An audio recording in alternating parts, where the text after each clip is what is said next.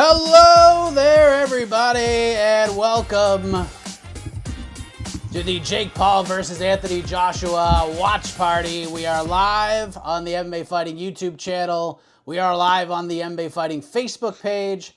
And yes, for the Twitchsters out there, we are live on the MMA Fighting Twitch page as well. I think that's what you call it. We're live on T-Witch? We're on the T-Witch, Jed. We are on the damn Love T-Witch. T-Witch. Well, that is Jed. I am Mike Heck. Let's just get weird and have some fun with this. Jake Paul versus Anthony Joshua. The main card's about to go live on Netflix, but I don't know about you, Jed. I got nothing on the old Netflix thus far. Really? I have their preview show. Oh. They even have a clock for the first fight, which says 16 minutes and 20-something seconds. Oh. That clock literally just left as I was saying it, but we've got Andre Ward. What is that? I'm trying to figure out who all these people are talking about it. So yeah. It's on the actual thing? I pulled up my Netflix and it was the top thing. Oh, very strange. I didn't even have to go look for it. It was like, hey, do you want to watch this live? And I said, yes. Oh, there we go. I think I got it now. Okay. I just got the, hey, do you want a reminder? And, oh, there's Lennox Lewis. So there's Andre Ward and there's Layla Ali. Lewis. We're so Correct. Here. We are very much here. And we're happy to be joined by all of you. Jed, did you enjoy the countdown mix that you just heard? Oh, that was incredible. I loved that a lot. I was vibing. Somebody's calling me fat in the chat, and that hurts my feelings, but they're not wrong. It's the holiday season. Sometimes you enjoy a cookie or two. Lay off me and bump your head to that holiday mix, which was a vibe. It was a terrific mix. I showed my son the open video that I did, and he was like, "It's missing something." I'm like, "What are you talking about?" Because you're not screaming. I'm like, I'm not gonna do that. I don't have like the setup to do it right. I don't want to scare the neighbors here in Massachusetts. Yeah, it's not the normal setup. I'm just sitting in the corner of like one of the bedrooms, doing this in like the little throne chair that we just have here. That's like 100 years old probably, but very comfortable. We do what we can. Very regal. Very regal. Very regal. It is the holiday season, and we are just 20 minutes away from the first fight, Jed. Did you watch any of the prelims? I did. I was doing a lot of other stuff, trying to get some stuff together. I got my year-end votes in, Mike. Oh, you did. So I have officially cast my ballot. I think the only one that everybody will be on the same page with is submission of the year. I had a really difficult time this year. Much more so than the last few. Picking like a winner in all the categories except for two. Two were easy winners and the others were like I really had to weigh some options, but also just to find the five in almost all of the categories. I think it all, very few things seemed to be like above everything else. It all felt like it was in a pile and sort of just picking your personal flavor for it. So took a while, did that. Had to get my whole remote watch party set up again, move screens around, and those fights weren't that interesting on the prelim. So they were more on the screen in the background than I was actively engaged. There's one knockout, I think it was in the first fight, that was pretty sick. He had him stumbling and bumbling and rumbling and fumbling, and then got the knockout. But yeah, there's Sibley Scholes doing right on the ramp. The ramp looks sick, by the way. I want to see what this arena looks like. Who is that person?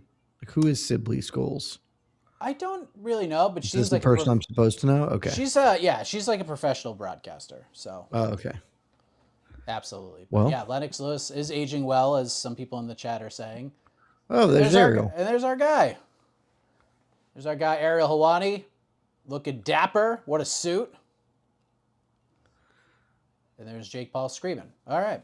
So hopefully we'll have some fights soon. Jake Paul and hopefully has karma tattooed on his right trap. Okay. It's a choice. It's a choice that was made, and yeah. So by the way, since we're talking about the the awards list, because normally we do a BTL and we like run down our top fives, like you, me, and AK usually do it. Did you do the thing for Fighter of the Year? Oh yeah. So did That I. wasn't a bit. I was like, I told you when I first said that, I was like, yeah, I think I'm doing this. I was like, yeah, I'm gonna do this. Like, I honestly, the more like I am, again, I think all of the awards, I think there was a lot of openness. I won't say it is wrong not to pick the fighter we chose for Fighter of the Year.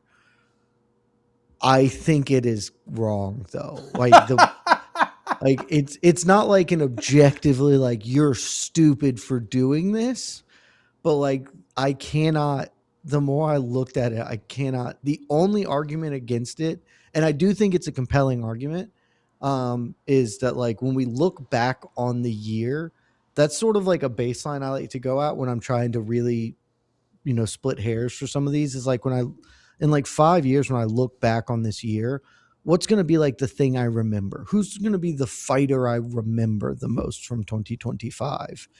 And I don't think Valentina Shevchenko will be the fighter I remember the most. She will be one of the fighters I remember the most, certainly. And her in-ring accomplishments or in-cage accomplishments are just more than the others. So Valentina Shevchenko was my selection.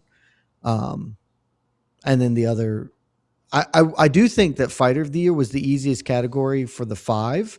It was just how to slot the five around for me. Yeah, I did the same thing. I went with Valentina Shevchenko as well. She's got a chance. She's got a chance to do it. Wouldn't that be something? I'm gonna guess she won't because I just know who do her ballots. I'm gonna guess that the person that is my number two, and as many people's, I suspect your number two will also just be many people's number one, and that will get that fighter to the top of the list. And it's again fine, but on paper, I think she had the best year of accomplishment, bar none. And I mean, the other four fighters seemed easy to me. She's the only fighter in the UFC that beat the number one contender in her division and then beat the number one pound for pound fighter in the world. That is correct. So, I mean, she's literally the only one that did it. When you frame it like that, Josh Van did beat the number one contender and then beat the champion, albeit weird circumstances, but Van also was in my top five. Van's in my top five as well. Van was hard to place in the top five because, like, if Van had cleanly beaten, like, if there were no, he would have won it. Yeah, he would have been fighter of the year. Instead, he was my breakout fighter of the year easily. That wasn't hard for me at all to put him as breakout fighter of the year. And he did make my top five. And it was, like I said, I had a really tough time narrowing my five down for every category except fighter of the year. That was super easy. I was like, here are the five. Yeah. How am I ordering them? I think KO was pretty easy as well. Oh man, no. KO was like one of the harder ones for me. I really struggled with KO. So, I mean, I didn't really, once I figured out like what was the most impactful knockout of the year, then it was easy. When I asked myself that question, it was I did ultimately go with that. And that was kind of what I thought going in. That was sort of my default, was that, but there were some good ones. You know, there were just some really cool things that happened in KO of the year. I sent a message to AK and then I didn't send it to the group because I just didn't think it would matter. But like, he put a fight in our like short list of fights of the year that was good, but it was a much better KO. So I almost put that in, but KO was hard for me, especially getting the order down. Yeah, the five was tough. I sort of defaulted to the number one based on the same criteria I just said, right? Like the one that's going to be the standout, memorable one. But getting it to five was tough. Fight of the year was the hardest. I spent by far the most time on fight of the year. Yeah. Where did I go? Gus Martinez, that is how I saw it. Yes, but we have a super chat. Is Alex versus Gone for the interim heavyweight title true? Can you tell me who reported this? I've not seen this at all. Has anyone actually reported it, or is this just a thing that people have been talking about because they've been talking about that? I mean, that'd be absolutely insane if they did that. Um, it'd be kind of fun. I mean, like I would get that. I'd be okay with that, honestly. Yeah. Is it silly? Yes, it's absolutely silly, of course. But Tom's apparently going to be out for a while. Like he said, he's getting eye surgery, and unless it's LASIK, like, and if he, that would honestly be an incredible bit if he was getting LASIK surgery but then was just using that as like that would be an incredible bit. Like, no, he's getting eye surgery. So again, I'm not a medical doctor. I suspect that if you get eye surgery, you're probably not getting punched in the head for a little bit, you know? So he's going to be out of training for a while. Like, I think throwing in, we talked about this on BTL. I don't think they're going to strip Tom because the optics of that are just so bad. But, if Tom's going to be out for a while, throw an interim belt, that's fine. And if you're throwing an interim belt, like, sure, It should be theoretically, Volkov, yeah. yeah, it's like theoretically it should be that. But like, I mean, Volkov should have beaten Gon the last time. So now if Volkov goes out there and beats Gon, suddenly you've got Tom Aspinall who was losing to Gon, and then he comes back and he isn't even fighting Gon. He's just fighting Volkov, which is a fight no one cares about. At least in this scenario, if that happens, he'd be fighting Alex Pereira, which is obviously a big, big fight. So, like, if that ends up happening, okay, but that would also still be stupid because just book Alex Pereira, John Jones at the White House. I'll say it until the White House card is over. There's no reason not to do that. That's like, I feel like that's the kind of card for those fights. We just throw the big names in there who, and it doesn't necessarily like ruin any divisions or title stuff or anything like that. So pretty wild. Yeah, we're still at the desk here. Love to have some fights happen. That'd be awesome. I think the fight should be starting very soon because when I opened it up, it gave us a 15-minute. I think it was 16 minutes on the countdown, and that was like 10 minutes ago. So probably gonna still be another few before. Oh, I don't know. We've got announcer and ring girls Oh in the yes, ring. So yes. All so right. I would say we're probably starting this in just a moment. I love I to don't. I hear have that. my audio for the broadcast, but it's pretty low, so I can't Yeah. really hear what they're saying. All right. Lennox Lewis looks He looks fantastic, by the way. terrific. How old is Lennox Lewis? 60? I mean, I would guess at least 60. Oh, you nailed it. 60 on the dot. Looks incredible for 60. My God. Also, Let's Go Oklahoma, which is on my second screen. Okay. Mainly because I just hate Alabama. Even though we sunned them aggressively, I still hate them. And Let's Go Oklahoma. Let's see what the peeps are saying here. Actually, Mike, let me ask you a question because let's answer this and I'd like to ask you a question. Scott, I'm not a fan of Jake, but every year I rewatch Tyson versus Jones Jr. just to enjoy the circus of his KO over Nate Robinson. Hilarious. Yeah, he dummy Nate Robinson. Yeah. Former Boston Celtic Nate Robinson. That was when the Jake bit was at least kind of fun because, like, I don't know. I thought Nate Robinson beat him just because he's a professional athlete. And then I was like, he's a professional athlete and that this kid's a YouTuber. And then he killed Nate Robinson. I was like, oh, I guess I was dumb.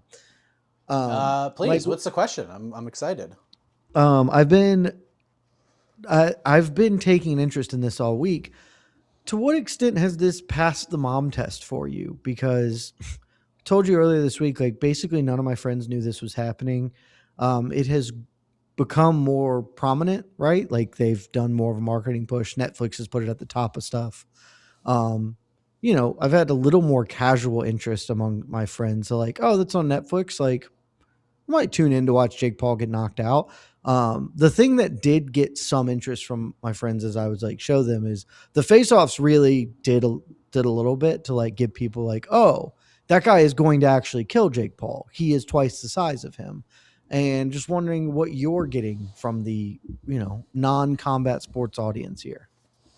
No different. I mean, obviously nothing will top Jake Paul, Mike Tyson. That was like the ultimate mom test fight. Everybody in the world was talking about that fight. That passed every test imaginable. This one, no different than like Jake Paul fighting Woodley or Anderson Silva or anybody else. You know, and maybe it's like if this is a month ago, like, and this happened the day before 322, like it was supposed to, when they had the Tank Davis fight lined up. If this is Jake Joshua in November, I think the bomb test would have been a lot stronger. You know what I mean? It's a weird time of year. Like Christmas is less than a week away, and I kind of think I guess my question more than anything is, I think Canelo Crawford had more of a mom test impact than this fight, which is kind of surprising to me, honestly. But do you think, because that one did, I looked it up during the People's Pre-Fight show, 41 million people, and it was like 36 million on average were watching the main event, which is a good number. It's honestly better than I thought it was going to be. Does this do better than Canelo Crawford does in terms of viewership? I think so. Again, more people I know will tune in at least for a portion to watch Jake Paul lose. There's certainly an appetite, especially when it's functionally free. No, it's not free. You have to own Netflix, but like most everybody in the United States has access to a Netflix account at this juncture. Yeah. So I think just there's no paywall to it, which is a huge benefit. Gigantic. And like I don't think they'll be tuning in for the long haul, but like I also just all of my friends functionally are watching the football game tonight, right? Like they're all watching the college football playoffs. And so you can just flip over to Netflix and be like, oh, let's see if that fight's on yet. Yeah. So I suspect this will do quite well. Kevin Cervantes is about to make his entrance. Big Mo back on the call, baby. He's friggin' spectacular, by the way. He's great. Big Mo. What an absolute hero that guy is. Let's see. We'll take some questions while the ring walks are happening. Bouchard, how long will Woodley Anderson last, and are we getting another Woodley flatlined moment, Jed? I don't think he's going to get flatlined. I almost bet an irresponsible amount of money on Anderson Silva as well to win this fight because he's only minus 300. But most of my liquid cash is tied up in an Anthony Joshua bet. I spent a non-zero amount of time talking with my best friend and being like, it doesn't matter. It's like, but the payoff's not anything. It's like, yeah, but if I saw a $20 bill on the floor, I'd pick it up. Well, there's a risk. There truly is not a risk. Like you could put everything you owe. Like if I had a bookie who would allow me to bet my left hand as a marker for like $1 million, I would have. Absolutely. That's not even a bit. If a sports book would allow me to put my thumbs as collateral for $1 million bet, I would I wouldn't even think about it. I'd be like, yep, I guess if this is a fixed fight, I'll just be thumbless from now on. That'll make my job hard, but we'll figure it out, So I've got some financial commitments to the main event, but the co-main event is the co, right? Or is that the feature? Feature. Silva Woodley. The feature fight is also very likely to be a clean Anderson Silva win. I doubt he gets flatlined though. Anderson's old. He'll just dance around and kind of carry Woodley unless Woodley gets too rambunctious, would be my guess. Yeah, I decided to have a lot of fun here. I had a pretty good year betting. I got clobbered at 323. So literally every bit of profit that I made this year is tied on this card right now. Huge. I didn't follow exact suit as you, but I have a big one on Joshua in terms of profit. I have a weird fun bet for some reason. If I'm playing if I don't think Joshua is going to play the Floyd game where he's going to try to carry Jake at all, but if by chance he does, I decided to have a little fun, Jed, and I put a small sprinkle. By the way, I got Joshua minus 900. Anthony Joshua to win in round 5, and Jake Paul gets knocked down in round 4 at plus 2,700. Wow. That's like, just That in is case we get to round 3, then I think that's a live wager. It's a throwaway. It's only like a couple bucks. And then I have Anderson, and then whatever's left, I bet on Anderson Silva. I my best guess for what happens in this fight is that Jake tries to run away for a while. It's a big ring. That he doesn't, he just, and it is hard to fight somebody who is running away. But second or third round, unless Jake at some point the ref will be like, "Hey man, you have to fight him. You can't just physically jog away from him." And when that happens, Jake will get, maybe Joshua's feeling nice and he body shots him, and just puts him down that way. But my hope, somebody asked me in our feeding frenzy on the homepage, what would be my perfect scenario? The best case scenario is exactly what happened to Francis Ngannou. Like, Jake just gets leveled brutally, but he's not long-term injured, right? Like he's ultimately fine, but this is deeply uncompetitive. The whole thing is revealed as the farce that it is. And that this I believe this is a clear calculation from Jake Paul of like, okay, we had a big fight. We still need another big fight for Netflix. Nobody can talk shit about me when I lose. It's an expectation that I'm going to lose. And like, I'll get the credit. Even if I go out there and lose, I'll get to say like, nobody can ever be like, "Oh, you only fight old guys." I'll be like, "Yeah, last time I fought that dude." And everyone will have to shut the hell up. But that still like does kind of work. I think it works less well if he just gets embarrassed like quickly and brutally. Then it's just like, okay, yeah, we can stop with the nonsense part of the I'm gonna be a world champion. This is my journey that God's put me on. And we can just be the weird carnival sideshow fighter. And that would just be better for me and for everybody, I think. Yes. I think you laid it out perfectly when this fight was booked, that this is, you're getting into pro wrestling now, Jed. Like, you're becoming a pro wrestling guy. And I really like the history of pro wrestling, which I think is interesting. I still don't care for the product. But if you get invested in it, it's one of those things where it's like, all right, everything, especially like the big events and the big stories, like it's a build and a build and a build and a build. WrestleMania is one of the best sporting events of the year because it's so big. It's the just so payoff. Big. It's so big. That's the payoff event. All the big stories, you get paid off at WrestleMania. This is the Jake Paul payoff right here. All the time we invested. Yeah. Okay, we're about to get some fighting here. You'll see the countdown clock. Harvey and Cervantes just got introduced. Referee's getting them ready. Waiting for the go so he can put the countdown clock on. And we're off. We are off. First fight of the night. 6 3-minute rounds here between Jamal Harvey and Kevin Cervantes. Jamal Harvey, two very good prospects. I think it's a very good opener. What do we laughing at? Our slacks. Which I did notice on the they do the tail of the tape and one of them for Harvey liked football but was too small. And yeah, that's fair. He's 140 pounds. He's not playing football. Though he could also just put on weight. Sure. You can play football at 180. But you got to be good at it. Yeah. Good hand speed though from Harvey. He's an Olympian, Jed. Dude's very good. Yeah. Both these guys are pretty good. Champ. Harvey, you wanted the Scott McCray, I'm with you. Oh, please. Yes.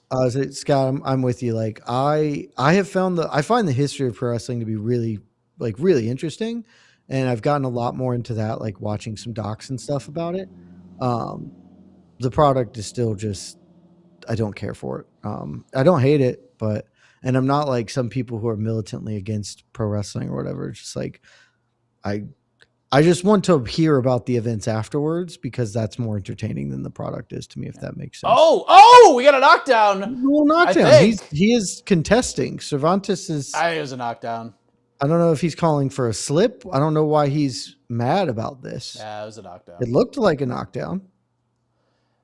As always, Jed, we got the 35. You're 35 seconds behind. It's YouTube, my friends. YouTube is like always 35 seconds behind. Mm-hmm. So I just promise you, my stream is your live. TVs. There Yeah. is there's just a gap between what YouTube does and how we go. Yeah. Jamal Harvey looks good, man. And because this is Netflix, I'm confident that my stream doesn't need to be restarted because it's not ESPN. Oh, God. I think I'm just going to get rid of ESPN anyways. Oh, Otto's Guys, by the there. way, he's right here. The Auto Man. The Auto Man in the house. He didn't care for me picking him up and moving him. I wanted He to was go behind and me. I want to do in the living room, but there's like no lighting in the living room, really. It's like all the light in like the main part of the apartment here is like from the kitchen, so the lighting would have been shit. Oh, almost another knockdown from Jamal Harvey. Terrific route. Oh, he's ripping to the body. Some of the chat is noticing the ring is huge. Yes, it's that is by design. 22 by 22. Yes, because Jake Paul is like I'm telling you, it's that big because they're also small and so it makes it look bigger, but that's a big ring in general, and Jake Paul's going to be running around it. A whole bunch. A whole bunch.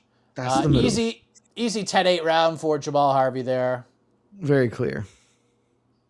Cervantes is getting peppered. He's got that look in his face like, show us damn. that knockdown again. Yes. He's getting hammered I would out like there. to see what Cervantes was upset about. So would I. How about a little replay action? It seemed, I don't know if he was just upset that he got knocked down, but it seemed like that was a clean knockdown to me. Shiloh. You just showed like at the contact. I mean, you're definitely down. I think he's saying he didn't go down because his butt didn't touch. I mean, he caught one behind the equilibrium, then one to the temple. Come here. Like that's just a knockdown, man. The glove touch, that's down. He was off balance, a little dizzy. Yeah. There's no like my butt didn't hit. No, like your glove touched, you're down. Yeah. That is a huge you hear 22 by 22 and you don't think it's like that much bigger. It's pretty big. This is like Joe Rogan's dream for a fight. It's like a basketball court. Yeah, it's it's not quite as big as the ACBJJ mats, but it's close. I love the ACBJJ mats, by the way. That thing it's got to be like 40 by 40, and it's awesome. It's so big. Rings, Jake, we'd like rings to be all the same size, kind of, but that's also just sort of not true of any sport. Baseball fields aren't the same size. Football fields, I think, are, but soccer fields are like famously not the same size. It's just one of those things. Not all the cages are the same size. That's true. Hold on, I'm going to get the timer started in a sec. Half the cages aren't the same shape. It's not like at least all boxing rings are squares. Look at Shiloh all trimmed up, ready for the holidays. Oh, look at handsome man. What a handsome man. All right, buddy. He's like, Cervantes doesn't seem to be doing much anymore. He's walking forward and then eating a body shot. If he wants to do something, he should start doing stuff. Oh, that's my critical analysis of this bout. It's great analysis. Harvey is good, man. Yeah, wow. Quick. CompuBox stats are tough scenes for Cervantes. Harvey's landed more than he's thrown. That's not good. That was a good shot to the body by Cervantes. Not very good. Cervantes going to the body Jason more, which is a good. There. I don't think no, but Nikis is there. You can see him. Yeah, he wants to be right on that hard cam. He's nailed it. Yeah, and he's perfectly situated himself so his head is between the ropes and not like with the ropes in the middle of it. That's a man who knows what he's doing. What a professional. 100%. I see a lot. I don't. Oh man, Harvey. They scrapped him. Has a fair amount of folks for. We're in the main card now, but still. Nobody cares about this fight, that's at that event probably. No, probably not. Doesn't look like there's... it's tough to see. The camera angle's doing a good job, but I think there's a bunch of empty seats in there. Although I was looking at Ticketmaster, and there's maybe like 1,000 seats left, by the time the prelims are happening. So it wouldn't shock me if like those seats got filled up. But people were saying that there were some tarped up sections in the building as well. Interesting. I just assume they'll pay for the event if they're not selling tickets. Like, why not? No, there's no reason not to. That is round A lot two. of Another empty Harvey seats, though, round. yeah. A lot of empty seats, though, as you're looking up. But it's typical Wake boxing. Up Dead Man, only on Netflix. I watched that the other night. I thought it was quite good. Jed, are you betting the college football playoffs? I'm not. I probably will at some point, I guess. I don't have any yet. I don't ever want to bet on Georgia because I like them. And that's You want to pull the John Anik and just bet against him? See, it's a win. I think that that's a coward's way to approach things, and so I don't like. I'll do bets with my friends on like on my team or whatever. Like we'll do golf bets. We have now a stock. We used to have a stock thing where our stock bet would be a $50 bet for whatever we were betting on, but instead of just a $50 exchange, it was a golf bet, which meant the bet, then we played golf to see who won the bet, but the winner of the initial bet had an advantage in the round. So it used to be, okay, you and me bet on this Harvey Cervantes fight. I bet Harvey, you bet Cervantes. I win.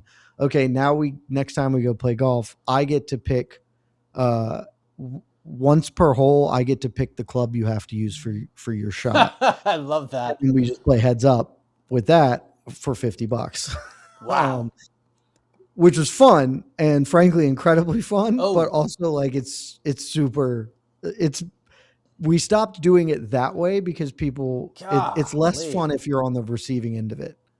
And so now what we do is a reverse mulligan, 2 per side. So I get to twice per side be like, that was a really good shot. Do that again. On the green too? You can't do it for putts. Okay. But Putts like the best. The first time we did it, we're on the 17th and tied up, and the 17th was 180-yard island green, and I put one that was at least in play, but like it wasn't very good. And my buddy Graham, who I had the reverse mulligan on, put one to like 5 feet. And I was like, dude, that was a great shot. I need to see it again. And he immediately put it into the water. And I was like, it was literally the ideal scenario for it. It's like 180 yards to 5 feet. I was like, that's a really good shot. You should hit that again. He was furious. Because you felt so good. It's like 180 is a tough distance, especially on It's a really tough distance to an island green and a par 3. And he sticks it, and you're like, oh, terrific. And then immediately shorted it into the water. It was incredible. Oh my God, Harvey is just wailing on this dude. Cervantes is tough as shit. He's got. They're calling that one a push down. I think I agree. That was a back of the head kind of a thing. Yeah, I think I agree as a push down, but this fight is probably not much longer golly. for the world. Harvey really upping his output now too, and just dig into the body. Terrific matchmaking here to get this kid over. Oof. Damn. Takedown attempt, maybe? Looked like maybe a single leg action. I mean, look, Cervantes basically that push down was because he was shooting a double. Big left hand. Sometimes you gotta mix the martial arts. Yeah, I'd love to see it. Let's just put this away, Jamal. Almost a ding-ding punch. Oh, loading up with that left. Just missed. Final 10. Oh. The middle rope doesn't have a blank logo on it. Which one? Is that Veggie and Veggie says fighters being decked out in nothing but sports betting logos, and the middle rope having a bank. Sorry, I heard that. Okay. Credit 1. Yeah. Also, it's credit 1, which is it's not a great bank. Let's just put it that way. I used to have a credit card with them because I was, an idiot college kid, and yeesh, don't do that if you can avoid it. KFC. But they also they also have an advertisement for 28 years later, the Bone Temple. So I just noticed that one. say those three things are about as far apart as possible, or four things really: Celsius, KFC, Credit One, and the Bone Temple. Yes, Intuit Tax was up in there too. So far, great start for Jamal Harvey. Let's see if he keeps upping this output here. See if we can put this away. Round 4 has begun. I like how this is 6 rounds. Silva is 6 rounds. The co-main is 10 threes. So that's probably going the full 10. And then 8 for the main, yeah. Yeah. That co-main probably is going 8. Yes, I agree with the unofficial scorecard, which is one of the easiest ones to do. Yeah. Can we spot GC in New York Rick? Probably not, because my guess is media is not remotely close to the ring. I mean, I don't know if they're like in media seats though, or if they're like in seats. If they're in seats, then they're still not close to the ring. But the 2 times I've attended a Jake Paul event, which was Ben Askren and Mike Perry. You're very far away. I mean, the Ben Askren one, I could not have been further away functionally. And the Mike Perry one also was really far away. We were in the press box, but like, it's just different to be in a press box for a hockey game versus press box for a boxing fight, right? Like those kind of didn't make, like, it made sense broadly, but it was way less optimal. And the Ben Askren one was the height of COVID. I was honestly kind of surprised they let anybody do it, but that was, whatever that COVID summer, it was in like May, whatever the hell it was. Harvey just going to the body. It seems like he's landing everything he's throwing at this point. 104 to 14 so far in the unofficial punch total. 14 is not a lot. That's not very many punches. No. Oh, that was a good right hand. Cervantes started to slow down a little bit. He's just getting walloped. Man, he's just getting the stuffing knocked out of him. This is the too tough for your own good kind of thing here. I mean, if his corner wants to stop it, I don't think anybody would be too upset. Yeah. Oh. He's got him up against the ropes. Big left hand. Alabama. Look at him go. Oh, good combination. Throw the ball, you idiot. Oh, Ty Simpson, you big dumb moron. He tried to get safetied. He didn't. Is that a knockdown? What was that? Oh, back to the body. I mean, he dropped to a knee. Final 10 seconds. Oh. That was a really good right hand. Oh, this is just an ass whooping. Yeah, Harvey's just thumping him. Yeah. Just really, really thumping him. 40-35. Easy. Mike, did you know there are 1 million games on Christmas for football? I didn't know there were 1 million. I think there are at least 3, but NFL. There they are. Cowboys, Cowboys, Washington, Detroit. But that's just Minnesota. Just on Netflix. And then Broncos Chiefs is that evening. So, there are 3 games on Christmas Day. I thought that there might have been more, but 3 games on Christmas Day. So they've just taken it like it's Thanksgiving. What network is airing the Chiefs Broncos game?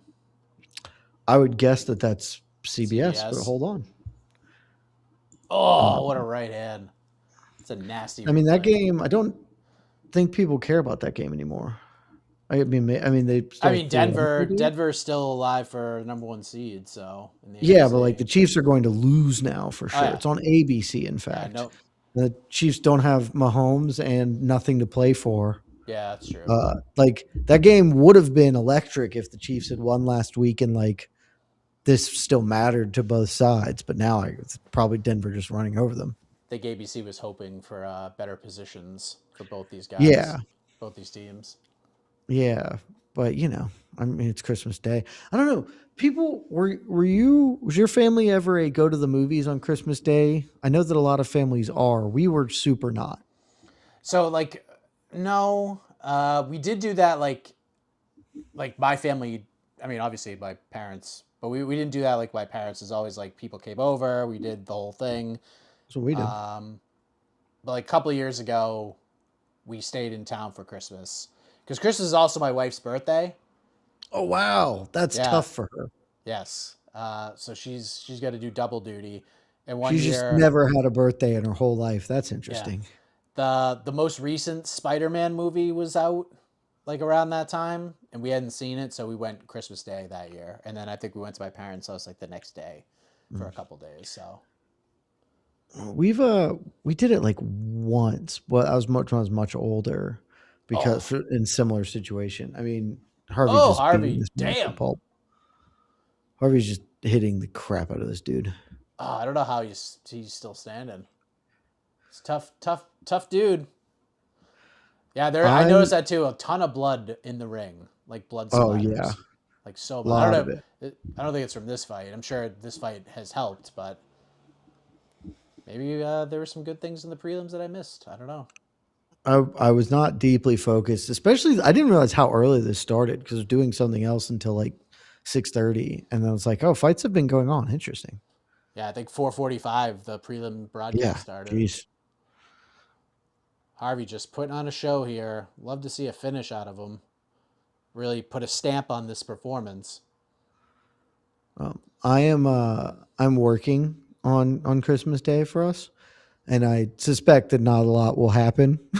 It's Christmas, so I doubt that there will be too much to do. Uh, and I think I've decided because my family's doing Christmas in January, because like it just lined up better for several schedules. And so I was like, I think what I'm going to do is, while I'm working, I'll just have my setup, and then on the one TV, I'll put the NFL games on when they come on, but I'm not even that interested in them this year. And I think I may just do a full Lord of the Rings marathon, extended Oh, edition, all three films. okay. Just just lock in Oh, and just have a day. that's a day right there. What do you got to do Because for like, what do you got to do for food? so that's I got to figure that out. I might make like a stew on Christmas Eve, and so I don't have to do anything. Like I Oh, just great idea. got like a crock pot stew, and then I don't know how cold it's going to be, which will also be a determining factor there. But it's either Lord of the Rings or Harry Potter because Harry Potter's kind of Christmassy, but I don't. I haven't watched the Harry Potter movies in a long time. I don't think I like them nearly as much as I like Lord of the Rings. Fair enough. Like I think that they're not bad, but also like the first few are certainly much more just children's movies. And like I could definitely watch the extended Lord of the Rings movies, and that would be a great use of 12 hours of my time. Absolutely. I'm Final sorry, we are round live. here. You were an extra in the Two Towers. Tell I me saw that. everything. We are live. Yeah, please. Um, Oh, I'm stopping I mean, this. I could also do Star Wars instead of Lord of the Rings. Just do the full run of Star Wars. Um, and yeah, we are live. Were you an Urukai? Please tell me you are an Urukai. Tell me you were in the Battle of Helm's Deep. Tell me you're the old guy in the Battle of Helm's Deep who shoots the bow too soon. Oh, Scott McCray just put this in the chat, Mike, and I just saw this. I don't know if this is true or not, but Bruno Silva, Lonnie Kavanaugh, at least somebody reported that that's in the works or booked. Uh, how do you feel about that matchup? Should it prove true? Um, weird since Kavanaugh just lost and got finished, and Bruno Right, Silva's coming off of a stoppage win himself. Who reported this? right. That's what I would like to know. Hold on, I'll go find out who. I I want to say it was Marcel, but I could be wrong. Don't quote me on Marcel. Well, Barcelo reported it then. Well, that's No, it was Al Zolino who reported okay. it. Um, I will say that if Marcel posted it, then it's probably true.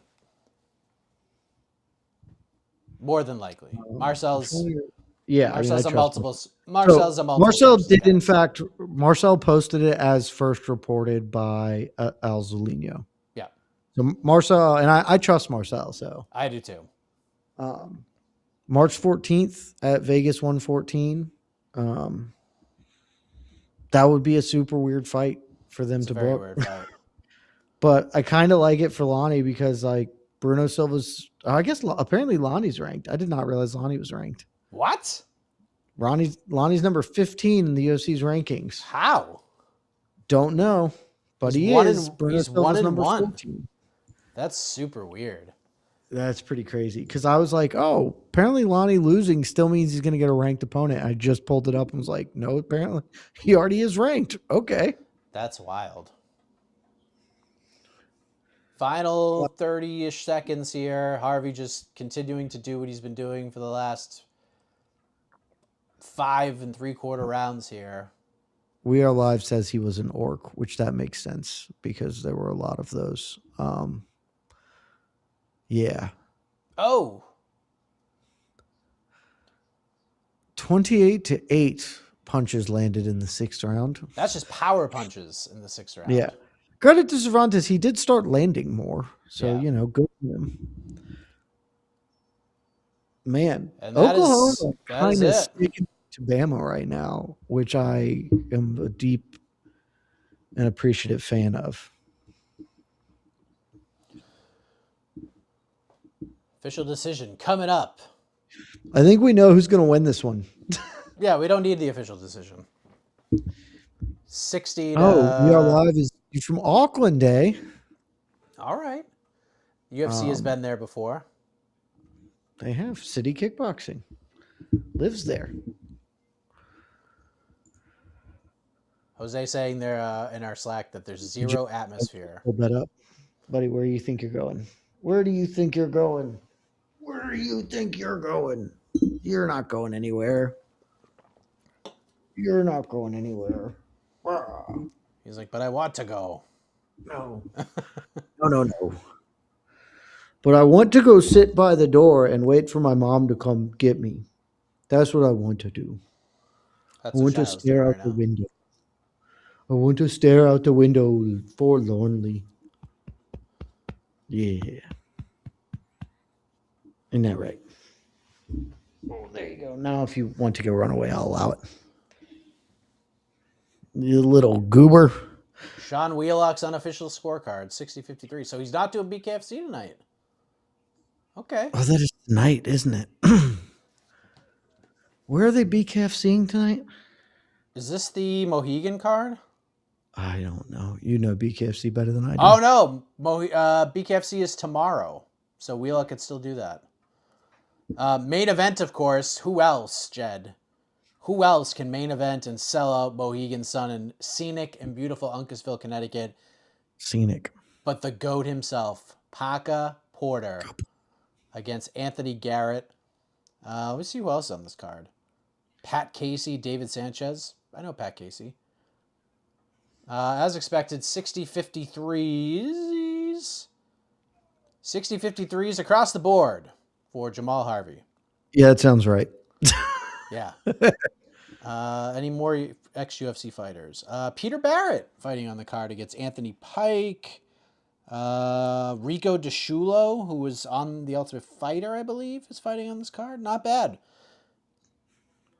Not too shabby. The final punch stats, 185 landed for Harvey to 37 for Cervantes. Harvey almost landed more punches than Cervantes threw in that entire fight. Cervantes only threw 196. That is wild. Something. That is wild. What do we have here?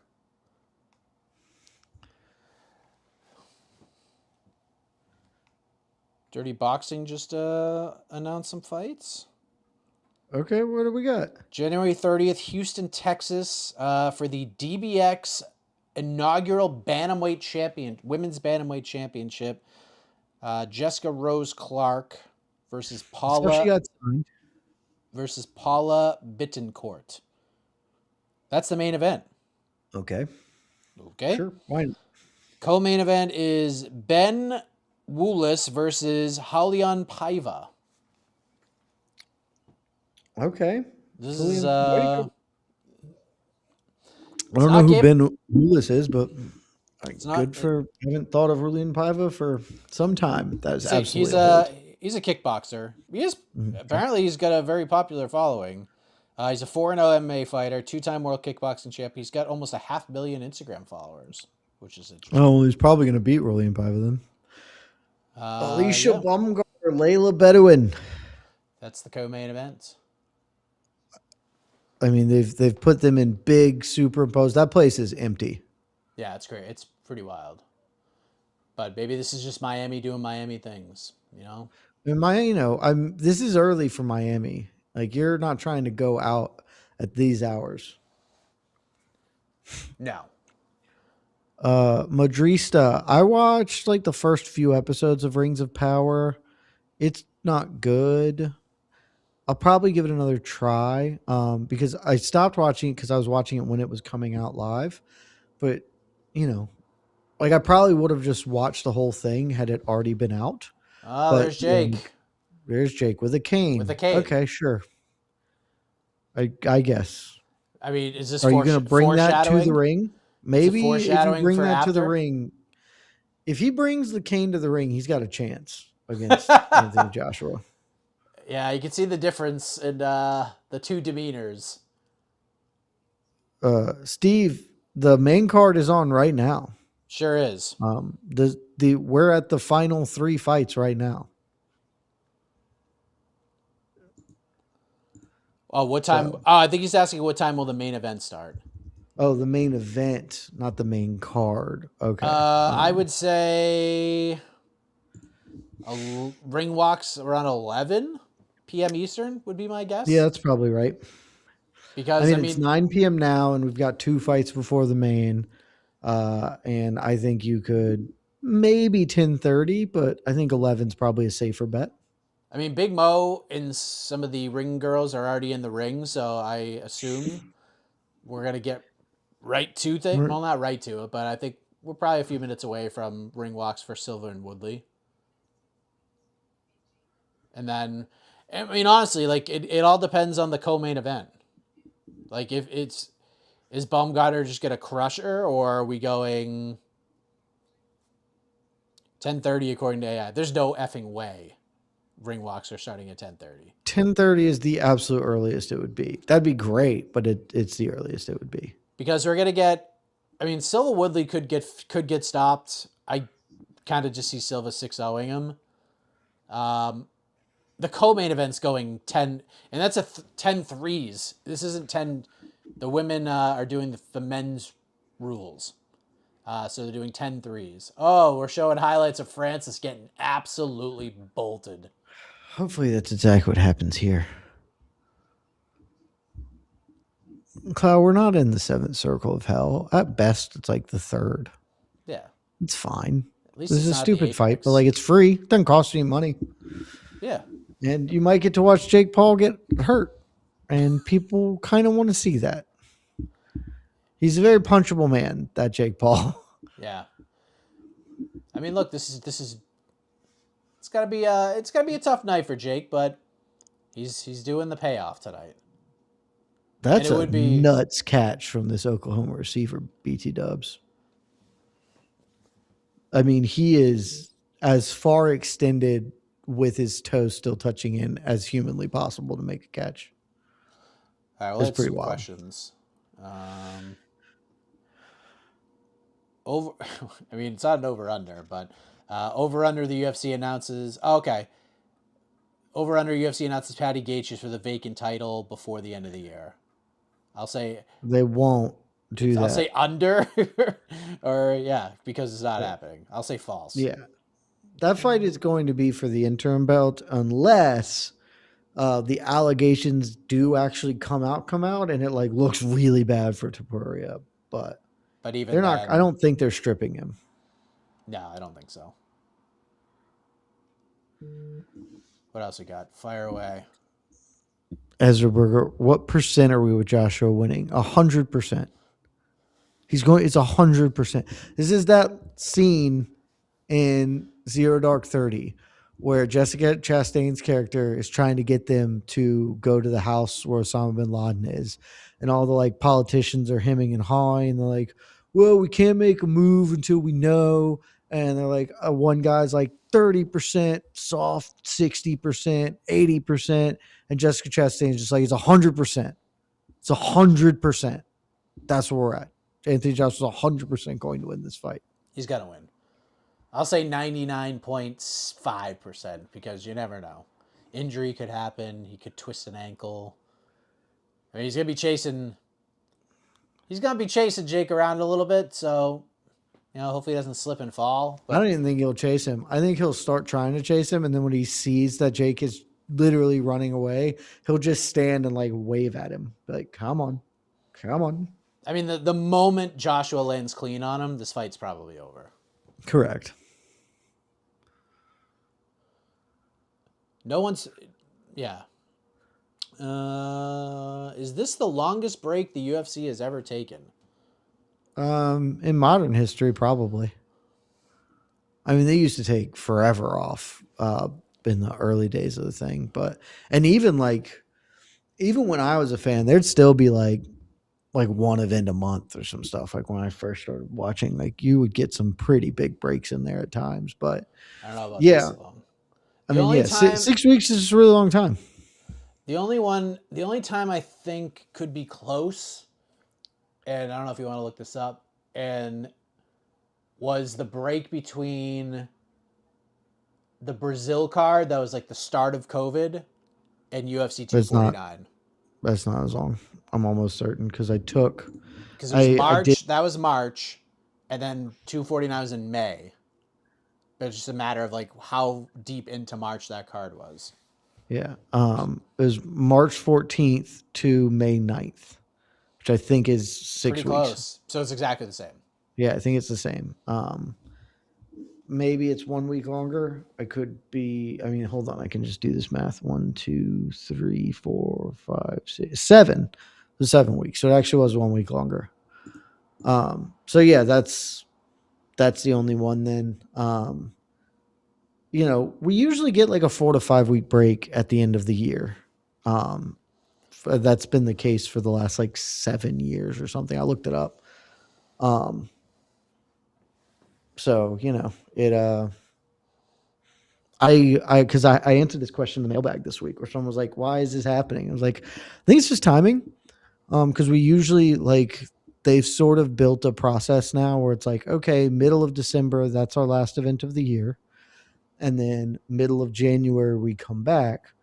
But they wanted, this is the start of the new TV deal. And so they want to come back. I'm guessing that somebody at CBS was like, we want to come back with a, premiere event. We don't want to do the other, because that's the other thing. They often return with a fight night event. This year, the first event was an Apex card. And my guess is CBS and was like, yeah, we don't want to start our brand new long-term partnership with an Apex card. So instead of doing an Apex card on the, whatever that would have been, the 17th, which then would have been like a fairly standard break. It's like, okay, we delay it 1 more week. Here we are. So, yeah. Chase, Dana slapped the fire out of his wife 2 years ago. The UFC doesn't care about Ilya's allegations. I mean, they do care, but point taken. But, they also do care. Dana got reprimanded, and also Dana's Dana. Dana is in charge of the organization.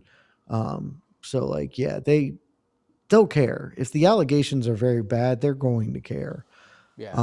I mean, it just kind of, honestly, we just truly don't know what they are. Exactly.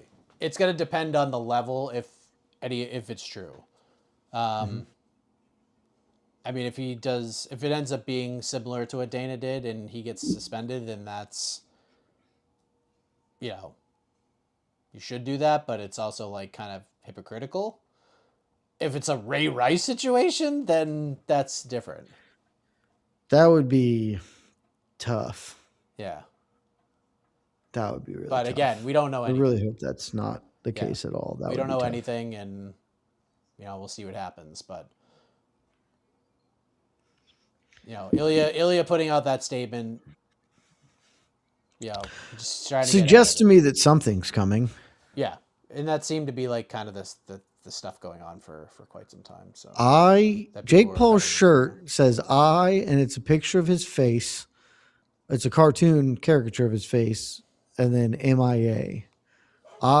Jake Paul Miami. I don't know what this means. I don't know what this shirt means. I don't know. I want him to get knocked out. I dislike him greatly. All right, talk amongst yourself. Dislike him greatly. Talk amongst ourselves. Okay, Michael, if you insist, I suppose we can talk amongst ourselves. Conceptual Caleb, I don't know about that. That's a comment from our Twitch stream. Buddy, I straight up do not know the answer to that question. So just be sub for 10 minutes longer, and then you can chat in the YouTube. Jed, thoughts on Bama getting their ass kicked early? So it's on my other screen, but I'm doing this and watching the fights, obviously, and also doing a couple of other things on our back end. So I have not gotten to see a ton of it, but this rules 17-0 is dope. Because I hate Bama. We are live. No, I hope that Luke will have me on to do pregame previews and stuff, but no, that has Luke's not cutting the check. I don't know what to tell you. So get him to cut the check and we can talk about it. But I don't think he's going to have anybody replace Brian. I think he's just have rotating cast of people, which I think might actually be very good because you can't really replace Brian. So, but hopefully I'll be on pregame preview sometime next year, and we'll see.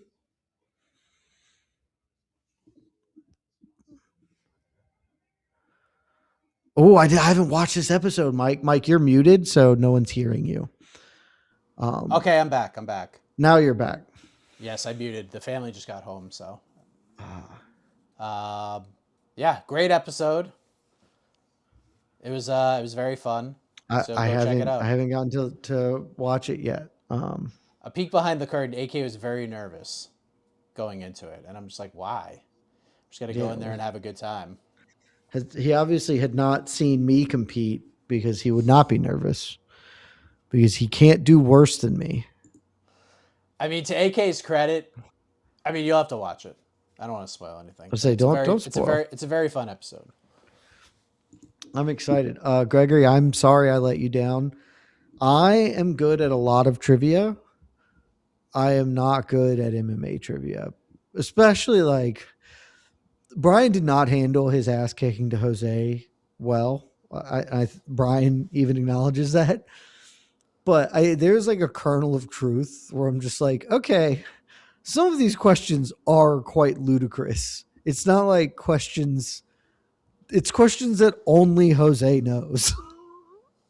Yeah, he's a freak. Or Jordan Breen would know. Like a person who just has like a creepy good memory about that stuff where it's just like, I do not know who like the third opponent of Amanda Lemos in the UFC was. Like that's not something I keep in the Rolodex.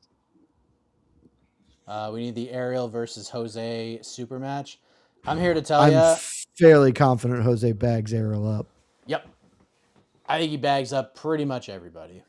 Yeah, like it's tough, especially because like the other truth of Jose, like an advantage for him is that he goes to everything too. So it is easier to recall as opposed to like, I watched every fight on my couch or whatever. Whereas him like, okay, let me think back to when I interviewed Amanda Lemos. I interviewed her at UFC 3-7 or whatever it is. And he's even, I think he said it on air, but he certainly is. We talked about it and he when we had drinks when I was in New York. He's like, yeah, honestly, I just think of media weeks, like of like that's how I associate stuff. I just go back into like like what was media day like thing, like, oh yeah, that's probably super helpful. Would Ariel beat Jose? I don't think so. I mean, Ariel knows his Uh, stuff, man. He's got the elephant's brain with certain things, but yeah, I think you're right though. Like Ariel's knowledge is so good because he was at everything. Like he was literally at every event. yeah, You remember where it was, but he hasn't been to an event I say, yeah, if you did older since. stuff, he Yeah, probably he'd would. hang. Um, but yeah, like primarily, Ariel watches all the fights, but he's doing a bunch of other. He's interviewing fighters like in the week randomly. So I would strongly pick Jose to beat everybody. Like Yep. Jordan Breen is the only person who I would have been like, Jordan probably beats him, but rest in peace, Jordan. Yeah. Long Island Luke probably Uh, could not beat Jose Youngs, although he might because he could, I be in mean, charge of the. he Oh created his own shit! questions. Tyron Woodley is right. One of his sponsors is Carnivore Snacks or And dude Carnage wipes. Snacks. Um, Carnivore Snacks, which I saw in the wild today. I'd never heard of this brand at all. And I was in the grocery store and I was walking through one of the aisles and I saw a bag of Carnivore Snacks. And I was like, what in the Sam hell is this? Because it looks like early 2000s branding stuff where it was all like FHM Maxim aggressive male branding, like corn to the core. And I was like, how is this a thing these days? And then there's Tyron Woodley rocking them as a sponsor before he loses a boxing match. 43-year-old Tyron Woodley. Did you see this, Jed? Paramount sent out a press release. The annual, if you get an annual subscription to Paramount, it's $59.99 for all of 2026. Yeah, It's pretty sweet. it's an incredibly good deal. I'm sure that 2020, like you should do it. I'm sure in 2027 that price will go up some. But even if they double that, it's still just like a great deal if you're an MMA fan. Yeah, I'm sure we will all here at MMA Fighting be getting that annual plan. I probably should change it. Like I already have it, so I did just realize that I can expense that now. So Yep. I'll do that. I'll do that in January when I pay for the year long because I'm definitely doing month to month now. So Yeah. before the new year, I'll swap that over and get $60 from Vox Media. Tyron Woodley in the ring. Here comes 50-year-old Anderson the Spider Silva. Mike, what is your best Jeopardy topic per 9 Empire 101?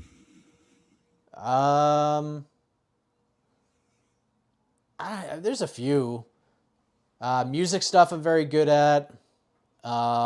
Movie stuff, TV, very good at because I like my brain's wired to like remember weird stuff like that. Obviously, like some of the sports stuff, usually I can do very well in.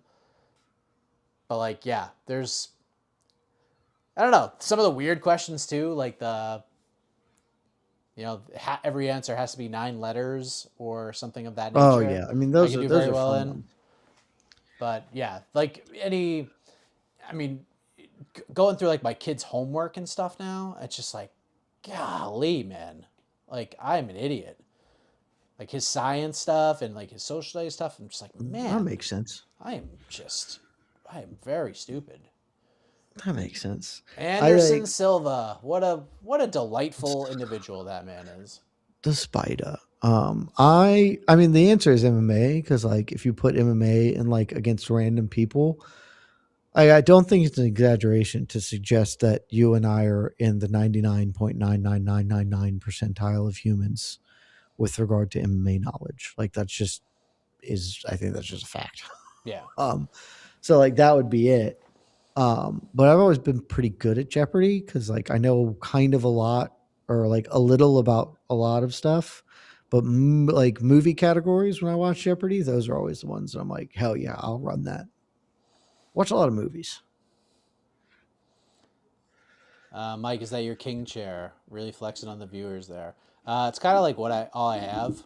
I'm not in the command center today. I'm not even in South Carolina. I'm in Massachusetts. So, first watch party I've done outside of the confines, if you will, of South Carolina, unless we were doing it in the studio in New York. But this is kind of all I could do. I had to pull a chair. If you could see like the rest of the room, there's like no space in here, like literally none. So like I'm just bobbing and weaving. I have like just enough to like Bob and open this weaving. door. But yeah, it is. We're very tight in this room. Super chat from Caleb. Been sub for 2 years, and this damn app saying I have been sub for 10 minutes. Go to hell. Much. Conceptual Caleb also went into our T-Witch to say that. Caleb, are you an Iowa person? Hawkeye? Are you an Iowa Hawkeye? I don't know why it's doing that.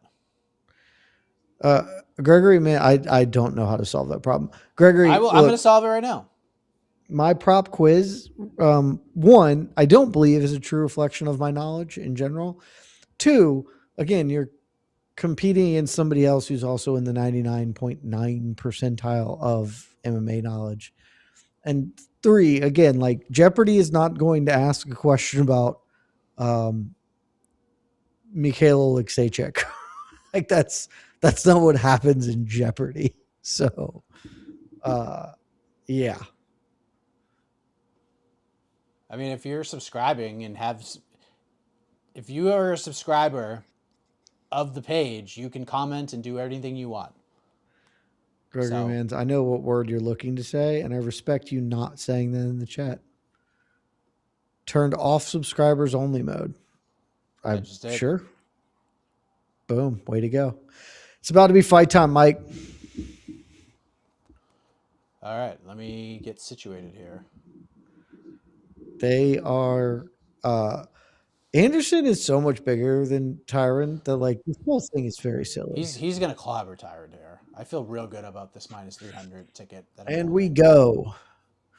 Look, for 50, Anderson's in great shape. He still looks like a 50-year-old man. 100%.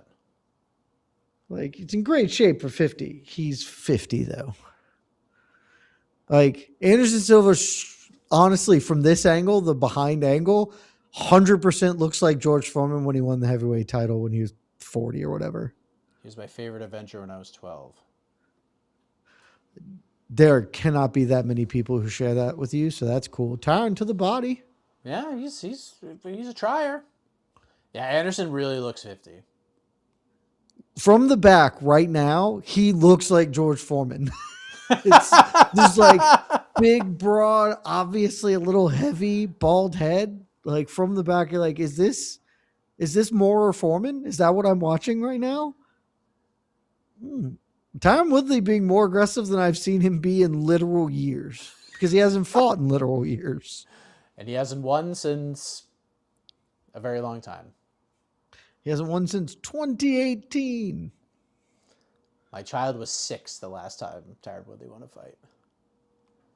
Anderson attempting to win a fight without punching a man, which it's a great strategy. He's no Willie Pep, but it's a bold strategy.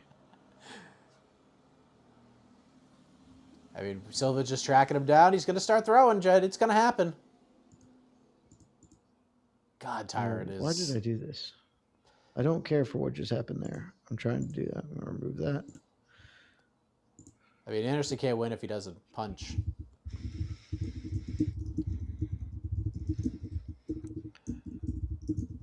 Silva just kind of feeling it out, I guess. He's doing something. I was there when Anderson just torched Tito Ortiz. That was... Oh, he got Woodley to the corner and finally threw a left hand.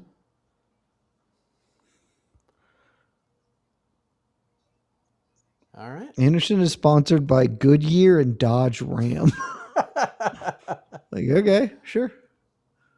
Whereas Woodley's Form Energy and FanDuel, just modern man right there. Look at these two old guys pawing at each other. Yeah. Right. two legends. Tyron Woodley's gonna get inducted into the UFC Hall of Fame, probably, right? He should. Feels like he deserves that. He never had like Anderson, a great obviously, relationship is with the Anderson. UFC, so like I don't know, but he should. What's he is he the fourth greatest welterweight of all time? No, surely not. Behind. Well, I mean, it's GSP, GSP, Usman, Usman. Hughes. I'll Woodley, die right? on the hill that Matt Hughes is a greater historical welterweight than Kamaru Usman is. I don't even really think it's competition. Like Oh, the idea that it's not a bad take. yeah, the idea that Usman is like the GOAT is so silly to me. When I'm like, I'm pretty confident he's not as great as Matt Hughes was, but so like 100% behind those three, and then I guess like you could argue Tyron's 4, but I don't think you put Milicic in there. Certainly not. It does then get interesting though. Like Robbie Lawler has definitely had a better career than Tyron Woodley did. I think that shouldn't even be controversial. So But I'd say I don't think Lawler he had above him. he didn't have as many title defenses as Woodley though, right? No, but he had not in the UFC, but he had a much more substantial and significant career. Yeah. He did have like 2, and Woodley had 2 in a draw or whatever. Right, So top 5's not bad. maybe he's certainly top 10, but like I think that you could convince me that there are plenty of welterweights who were historically more significant. It is interesting, right? Because with Woodley, because he wasn't even like a long reigning champion, I think that like if you're a long reigning champion, that's all that matters. You only had a couple, and it's just like, okay, how do we rate you versus somebody like Jake Shields, who the only reason Jake Shields is not viewed as greater than you is probably because he fought during George St. Pierre's era. And so that's tough. But like Jake Shields had a lot of really good success, too. So he probably is number 5 for me, but I'm open to him being, he's hurt. Oh, he got jawed. Uppercut snapped his head up, and he lost his legs went out. Oh, he's hurting bad. He's trying to walk it off. Take some deep breaths, Tyron.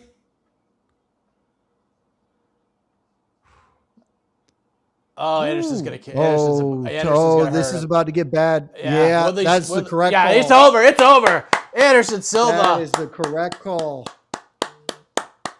I am really, really glad that ref did that. Or I don't know if they were throwing in the towel, if they thought they were throwing in the towel. Maybe they thought, because the cornerman is up with the towel, and I think the cornerman tried to throw in the towel and didn't land it in, because his cornerman is talking to Woodley right now and shaking it off. And the judge or the ref pointed to a ringside official who hopped up onto the apron. I'm going to guess that they threw in the towel. Either way, like if they didn't, that's a great stoppage by the ref, because Woodley was not on his feet well there, and I was concerned that they were about to get him killed.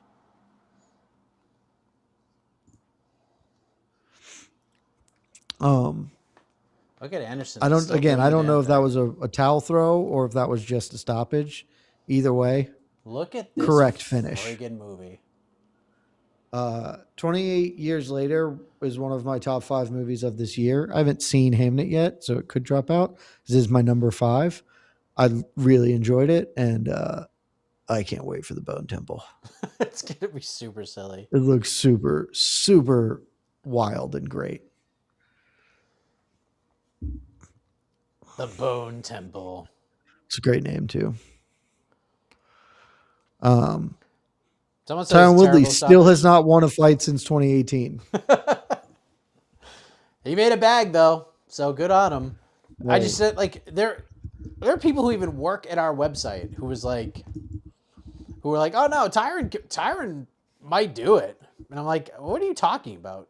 What silly goose said that? I mean, don't out him, but that's tough. You know who it is. Silly goose.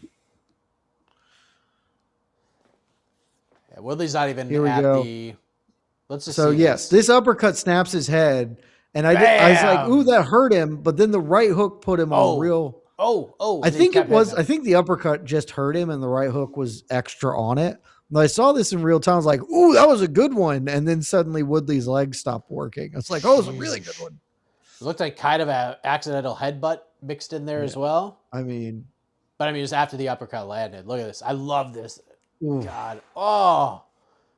Switch steps to a right hand. Oh, boom. Oof. He's already A little like in short so left much there as trouble. Woodley just kind of falls over.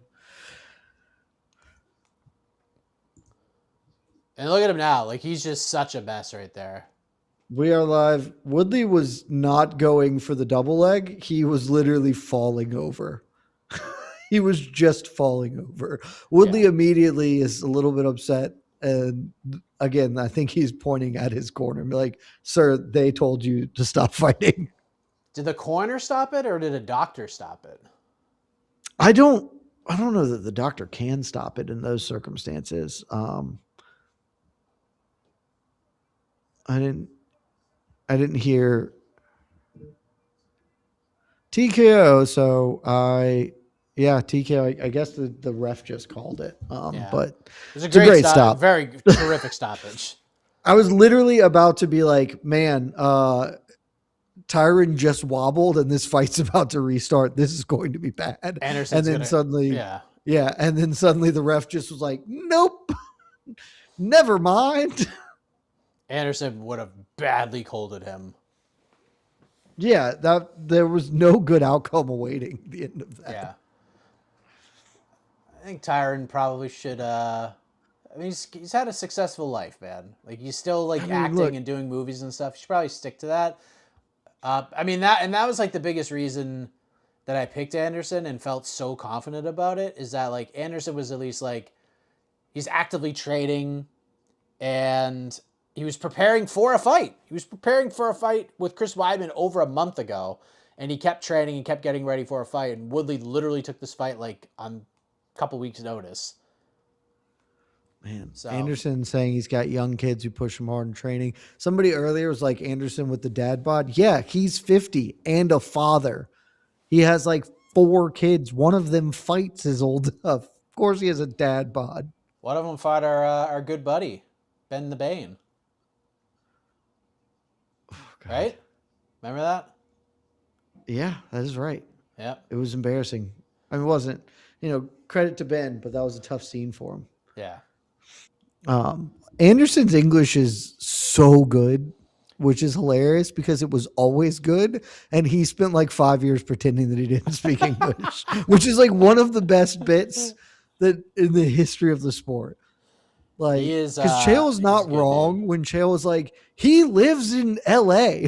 Like, why are you talking to him in Portuguese and acting like he needs a translator? His kids go to private school in California. And it's like, yeah, but this is the best bit in the sport. Anderson speaks phenomenal English. The fake knee. And now he's quit doing the bit. It's so good. The fake knee was incredible there. It's elite. Faked the knee, faked the left, Tyron's head ducked, and the uppercutted the shit out of him. Yeah, I said this at the time. I still don't know why this fight got made. Credit to Tyron Woodley. They were talking about an MK today, and frankly, it was incredibly correct. Tyron Woodley has not won a fight since 2018. He hadn't fought in like a year and a half, 2 years, and he still managed to get this bag. So good on his ability. Like, he ended his MMA run 4 losses and everybody been like, he is washed. And he somehow turned that into 3 fairly lucrative boxing paydays. So credit to him, the businessman. That's really impressive. So literally right before that first press conference that I went to Miami for, because they announced it literally that day that this fight was happening.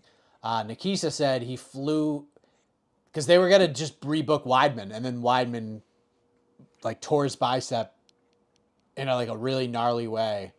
So he was out of the fight, so they needed somebody for Anderson. I guess Nikisa flew to London 2 days before they announced the fight and just asked him if he wanted to fight, and he was like, "All right, cool," and he got the deal done, and that's what happened. Like, I guess someone was telling me, and I haven't watched this yet. Someone asked on someone said on the People's Pre-Fight show that during Ariel's live show yesterday, Masvidal said he was asked about taking the fight first before Woodley did. So Wait, who was? Masvidal said that he was approached about taking the fight before Tyron. That would at least make more sense. But I just don't see, like, Masvidal's trying to get back in the UFC. Maybe that's why, like, remember when Masvidal said, like, the UFC's mad at me? Maybe that's why they were mad at him. He was like, yeah, I'll fight him. And then the UFC found out about him. It was like, no, you can't fight him. You can't fight Anderson Silva on a Jake Paul card when you're still under contract with us. Yes, but Anderson. Oh, I think I would just, if I was him, I would do it and let him sue me. It's like, okay. Tyron's talking, and yeah, the coach stopped it. Okay, they made the right call at the end. I thought so. Okay, they did. Say, because immediately the ref points when he's bitching to him. The ref is pointing towards his corner man. So I'm like, I think that they tried to stop it. Apparently Anderson called somebody out again. I can't quite hear my audio because he called it Chris Weidman. Oh, he did? Yeah. Okay. I'm okay with that fight. Like, honestly, like I'm fine with that that's fight. Fine. I'm totally okay with it. Yeah, that's fine. I know Weidman's dinged up, but like Anderson even told me when I talked to him a couple weeks ago that like he still wants the Weidman fight. So that's fine. Yeah. I think Jorge should just take a boxing fight and just make the UFC sue him. I don't think they would. And if they do, like you can just win that. Be like, all right. Yeah, I'm contractually obligated to fight in MMA. This is boxing. It's not the same thing. Tyron did not retire. Yeah, he's like, give me some notice. Honestly, why would he retire? Like, he keeps getting paid to do this. Like, but he's just taking short notice fights and getting obliterated. Buddy, I accept that. If somebody wants to pay me 6 figures to get knocked the F out, I'll make that trade. I'll make that trade every time. That Jake, I mean, that was a bad one too. But I mean, Jake absolutely. The Jake one was really like, that was a harsh KO. But like, that ref did his job. He didn't suffer like Tyron didn't suffer super long-term damage from either of these. He just got beat up, and then we're done. I was there for that fight too, covering that one. That was too, like, honestly, I would rather, up until that knockout, I would rather watch Tatiana Suarez versus Amanda Lemos than watch the first 5 rounds of Paul Woodley 2. It was just horrific. It was one of the worst. May have been the worst fight I've ever watched up until the knockout. It was just so bad. I'm just like, what is going on here? Like, when Frank Gore and Darren Williams fight is 100 times better than this, that's not good. Yeah. And then Jake absolutely roasted him, and that was that. That event was a very strange one. It was a very strange one. It was the thing I truly remember about that card. I mean, obviously Frank Gore and Darren Williams was actually really fun. They just beat the shit out of each other. It was really, really fun. Not always what you get with athletes shifting to boxing. So I remember being like, oh, they're both actually trying to hurt each other. That was the day. Like, I knew Nate Diaz was like a star, like, with UFC fans. Like, I always knew that after the Conor win, like he became a guy that like UFC fans really like. But it was like at that event where I realized, I'm like, Nate Diaz is like a star. Like, everybody knows who this guy is. And it was, I mean, he was just getting mobbed by every person in Tampa that night. And there was like 20,000 people there. They had to like shut down, they had to like create beer stations like in the aisleways of like the floor and like block them off with police presence. So like Nate and his boys could go get a drink. Like, it was wild how popular this dude was. Like, standing ovation, like any sight of him, like the whole arena like stood and applauded for this guy. And then On the He's old. opposite side, the freaking Island Boys walked in and got booed out of the building so loud. It was insane. It was absolutely nuts. Yeah. Yeah, dude. Nate's super. Nate is. I wrote about this in the mailbag column this week. Somebody asked about like, as an either or question about how to make a star in the sport. And I was like, well, I mean, the answer is you fight a lot, but for a lot of reasons. We've talked about that in general. But like one of the other benefits if you just fight a lot is that outside of you're just more known, you get more opportunities for the one big moment that gets you over. It's like posting, right? Like you can post 100 videos. One, it just takes one to go viral and change your life. Like that's kind of fighting. The more you fight, the more you get a Joaquin Buckley ninja kick knockout that makes you popular and famous. Nate was just like a popular MMA fighter, but then he got the Nick fight, or not Nick fight, the Connor fight, and that was it. Like that's just all it took, and he blew up overnight. Oh my God, Bama has tied the game up. How has this happened? They were losing 17-0 like 4 minutes of game time ago, and Pick it's now six. 17 all. Pick six. John W. wasn't Bumgardner on the Cheers, commentary shit. for the last Serrano fight. No, she fought on that card. The last Serrano fight was the Katie Taylor trilogy fight. And that was, Alicia fought on that card. I believe she was in the co-main event of that card as well. So this is going a full 10. It does seem quite likely. Mike, go solo Wait, is it for a moment. I'm is going it to refill my beverage. is this 12 rounds? No, I believe it's 10. I Hold thought on. it was 10. Before I go refill my beverage, I'll confirm, but I'm fairly certain 10 is the I correct thought it was answer. 10. No, 12. God. It is 12. Well, we're in for our journey. I'm going to refill my beverage then because I need that. And I might get a piece of fudge because why not? Okay. All right. Oh no, I did. All right, good. I did set it up for 12. Okay. Oh, we're getting a full 12 here. That is for sure. All right, fire the questions. Silva is gold, Jerry. Oh, awesome. Mora, well done. Yes, that is Lennox Lewis. At 60 years of age. Looking good.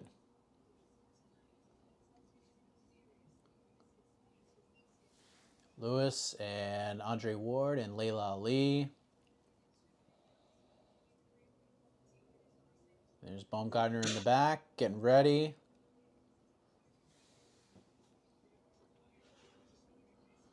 What am I looking for?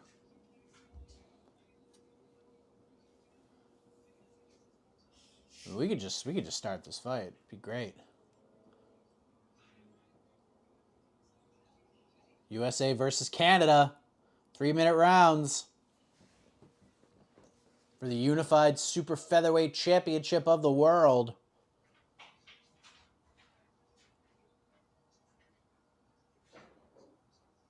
Let's get this show on the road here.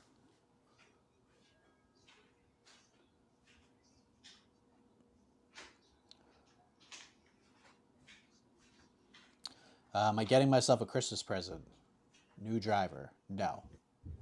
Oh, I got myself a new driver over the summer. You did?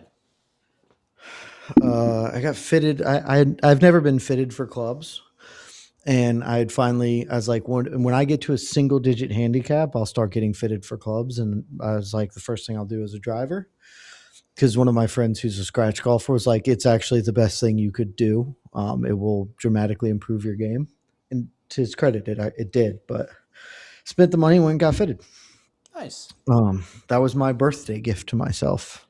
For a driver. I am not doing anything for myself for Christmas. Nice. I'm sure it was pricey. It was they're Mike, you're gonna be shocked to hear this. They're smart. They know how to get you to buy things because I did it. I went to the store and they had this thing where like you can go get fitted and it's $75 or whatever. I think it was $75. Yep. And it's an hour-long session to get fitted in the sim, just hitting balls and stuff. But if you then and then you can just pay the $75 and leave. But if you buy the driver that you got fitted for, then that 75 goes towards the driver. And so I was like, well, what am I going to do at this point? Like, I it already would be paid. wasting money. And you don't have to buy it right then. You can like go home and think about it and then come back, and it's like in like a month or whatever. If you buy it, they'll like, yeah, sure, whatever. But I was like, whoa, why would I not do it? Then I'll be spending so much money later. They got me. They hooked me like a fish. Good. But at least it was a good purchase. Yeah, I mean, when I immediately got it, it was so great. I was so happy. And then I have some more issues with it now, but those are me problems. Um, the problem is when I got fitted, it's in a sim, and I'm swinging my driver as hard as I can in the sim. And so I got fitted for a swing speed that is very doable for me. But when my game starts to fall apart, I'm just like, all right, let's break it down. Like let's try and not swing that hard. And that's actually probably like the worst thing I could do, because then the driver is not fit for my swing speed at, 90% pace or whatever. So I've had to readjust that. Like, it's actually not stupid to swing out of my shoes. It is the correct decision. I mean, that's what you got fitted for, so. Oh, they're Ooh, just John there. Ray, I bet less than what I did on the Chevy Grasso on AJ. Uh, I frankly would have done the same amount. The issue is I got cleaned out by then, and my gambling bankroll is not remotely what it once was in that regard. So I also had a really bad year from a gambling standpoint. So not great. I did better on NFL stuff this year, which is at least nice, but still not even good in that. So this is not as big a bet as that, but I've put a lot. I put a good amount on it. Ariel and Nikisa. 9 Empire. Yeah, I've got the latest Callaway. I don't remember what it's called. I can't remember the shit. It's the new Callaway model. Matthias sucks. Try to hear Nikita what never looks happy. he might I've smile a never couple seen him times. look like, but even when he smiles, it doesn't reach his eyes. He doesn't seem like he's joyful. He's an intense dude. He is That definitely an track. intense dude. But he is. Do a He town hall is. with Nikita. I would love to do that. Actually, I should try Be to make fun. that happen. Town hall with Nikita. Yeah. Town Hall with Nikisa. Town Hall with Dave Feldman. I think those need to happen. I couldn't agree more. I would say town hall with Karate Combat, but I don't know if they're going to be solvent. So it's funny because we were gonna do one like earlier this year, I recall. and yeah, didn't happen. Kind of know why. I guess I kind of know why now. But there's Holly Holm. All right, she's getting ready to fight in a month. There's Benny Safdie behind her, director of the Smashing Machine. Yep, there he is. Not even getting the lower third. He's like, hey, where am I? Not even. As they linger on Holly Holm, weirdly.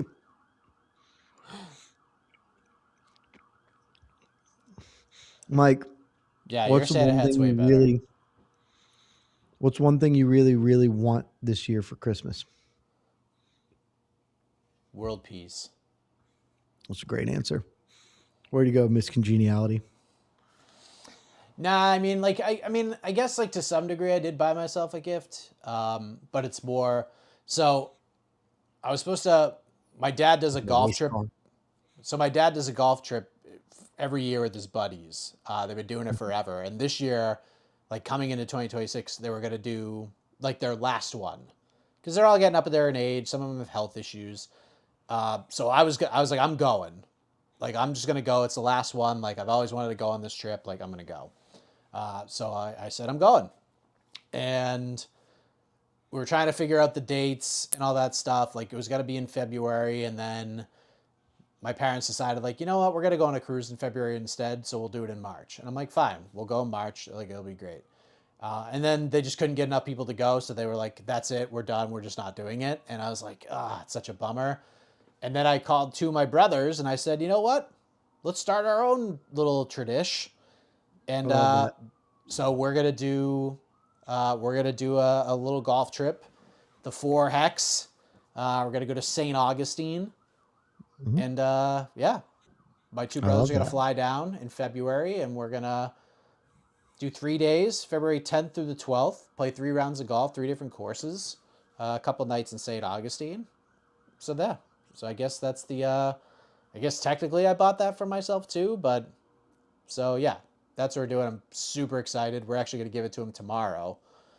We're gonna be at my That's parents' house for fantastic. Christmas, but like one of my brothers who's going on the trip will be at the family party we're going to tomorrow. So we're gonna give him the gift tomorrow. So That's great. As someone who's been doing a golf trip now for 8 or 9 years, I think this year was 8. I think this was year 8. It's the best, especially if you can get past the first year of doing it. Once you get to a year 2, then it is just a sustainable thing, and it's just awesome. It's just like, yeah, this is a thing you can look forward to. It's great bonding. Um, we have 16 dudes that go on ours every summer, and it's literally a thing that we talk about all year long. We have a fantasy league built from it now. Like it's the best. So I love that. I have not requested anything for Christmas. If I guess I'll do that at some point. And I want to buy irons. I want to get a new set of irons. No one is going to buy me a new set of irons, and they shouldn't. That's $2,000. So all of my requests for family will be money so I can get fitted for a set of irons. yes, Because unless someone wants to be super generous, I won't say no, but I don't anticipate anyone's dropping, $2,000 on me, and that's okay. yes, David Sandine, it's super fun. The 16 dude golf trip this was year 8. Um, it's great because now, like, it was 8 dudes. The first year we did it was 8 dudes, and we did it on a lark in like a couple of months, and it became like a real hodgepodge of people because there was like there had intended to be like a core group of like 5 or 6, and then a couple of attachments, but then some people fell out, and so it sort of just became this like everybody, like a couple of dudes all brought a couple of dudes, but then and that sort of continued out. And so, but now I know all these guys because I've been hanging out with them for a 3-day weekend in Alabama for the last 7 years, whatever. So like some of them I was really good friends with before, and some of them were like friends with my friends, but now it's like, yeah, we're all just buddies. And it's like the moment Jan 1 rolls around, the group chats just kicks up again. It's like, all right, what are the details? Send the email. Send the email. Let's get going. Shout out to Stone Silly. Just want to send you boys some love as a night shift worker who is away from his family 6 nights a week for 12 hours. God Y'all have damn, gotten me bro. through a lot of rough nights. Appreciate Damn, that. And son. That is yeah, nuts. man. 12 That's, hours, 6 days a week is a lot of things. yeah, That's a lot. Shout out to you, Stoned. 100%.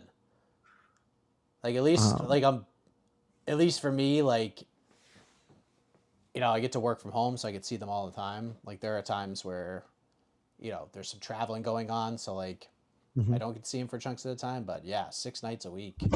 Golly, that poor microphone. Good vibes. Oh. Another Otto is promo for this fight. Otto is staring forlornly at me as he sits right next to the door. He does not like that his mom has abandoned him with me. Like, what the f, dude? So I went and open the curtain so he can look out the door and wait for her. I don't think I spelled this woman's name right in this Alas, thing. Let me fix that. Gregory, man, our golf trip is also a rider style golf trip. 2 teams. We do a selection. We do natural pairs. So before the event, we split up the 8 competitors into uh, paired partnerships or paired opposition of roughly equivalent handicaps. So, because we've got some real terrible golfers on this group, and then we've got it's a pretty. There are 6 of us who are good, single digit handicap good golfers. There are another 6-ish that are 6 to 8-ish that are like mid handicappers. And then there are 2 guys who are terrible and they have no interest in getting good. This is the only time they play basically here is the thing. And so it's great. And they've been naturally paired against each other for 6 years in a row now. But we do paired opponents, but then we do a team selection process with a whole bunch of silliness involved in games, and it's great. It is great. 16 people. That's unbelievable. Yeah. Well, the first year we did it, it was hard to get to 8, and we kicked out one of the dudes. He doesn't know we kicked him out, but he was not invited back. But because we had such a good time the first time we did it, then everybody had friends that they were like, we were talk to our friends and that would be awesome. And so we kicked it up to 12 year 2. But then we had to tell a couple of people, sorry, we don't have enough room. And so then year 3, we went up to 16, and we've never struggled to get 16. Occasionally somebody will fall out because people have kids. That's this year, one of the founding fathers, his grandmother died, and so he had to go to her wake. And so we pulled in a replacement. 2 years ago, one of my best friends tore his Achilles, and so he couldn't play, but he still attended the event and served as our MC and master of games. That's awesome. It was actually incredible because we do it at some Robert Trent Jones golf courses in Birmingham. It's 2 hours away from Atlanta. Half of us are based in Atlanta, and then the others fly into Atlanta or Birmingham. But we've been going there so long, and the courses are super chill anyway, that he explained it to them, and they gave him a golf cart to just ride around, and he drove between groups. And part of the thing we do fireball shots, or as you can punish opponents with fireball shots at various points. And we all decided that we would all just punish him with fireball shots. So he's driving around, between our groups, and he's done somewhere between 10 and 14 fireball shots in the span of 4 hours. Or whatever. It's a great time. It's the most fun I have all year. Every year it is the most fun I have. Alicia Bumgardner coming out with a violinist. And boy, are these ladies milking this walk to the ring. I like the vibe. Bedwin took a very long time to get to the ring, and Alicia Bumgardner was like, you know what? Bet. I'll walk even slower. She's not even walking. She's kind of side to side gliding. It's like she's ice skating. I wish she'd skate faster. So that 10:30 start time that somebody was hopeful about. That was the ring walks. That was ring walks. We spent 11 p.m. start time. Yeah, 11 is generous at this point. I think 11:30. We're going 12 threes plus 11 minutes in between. That's 36, 47 plus the rest of this ring walk. I mean, yeah, it's going to be, I'd say 11, 15 ring walks at this point. Unless Bumgardner wants to just go out there and clobber her, which would be fine with me. Finn, so we landed on Fireball for 2 reasons. One, because Fireball was having a moment 10 years ago when we started this. Again, this is a thing we've been doing for 8 years. Fireball had was a thing at that point. And 2, part of the rules we play at the thing are because again, it's a lot of us got better when we were all pretty bad for the most part when we started this. or at least like mid handicappers when we started. Now they're a bunch of better players, but as part of it, we were like, okay, we'll do a mulligan per 9. So we do a mulligan per side, but to take your mulligan, you have to take a fireball shot, and then you get your mulligan shot. And then also you could attack your opponents with fireballs. The idea was, let's just get drunk and play golf, and fireball's a easy way to do that. And like, honestly, at the time, still most courses sold fireball shooters. Like, they would just have them around, and they still do. So we used to do a thing where you'd have to tee up off it. If you took it on a tee shot, you would have to take it, and then instead of use a tee up off the fireball. That was fun. Netflix pacing could use a little bit of work. I'm with you on that, John.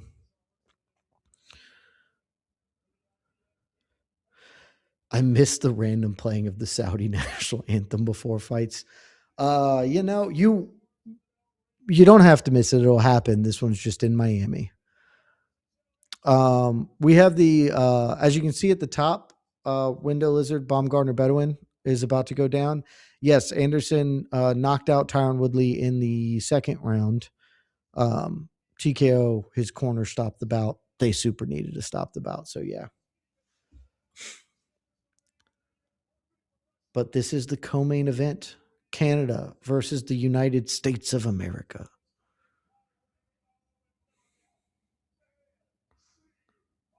Ooh, teeing off the golf pencil is a fun idea, Dave. I've never done that, but that's a fun idea.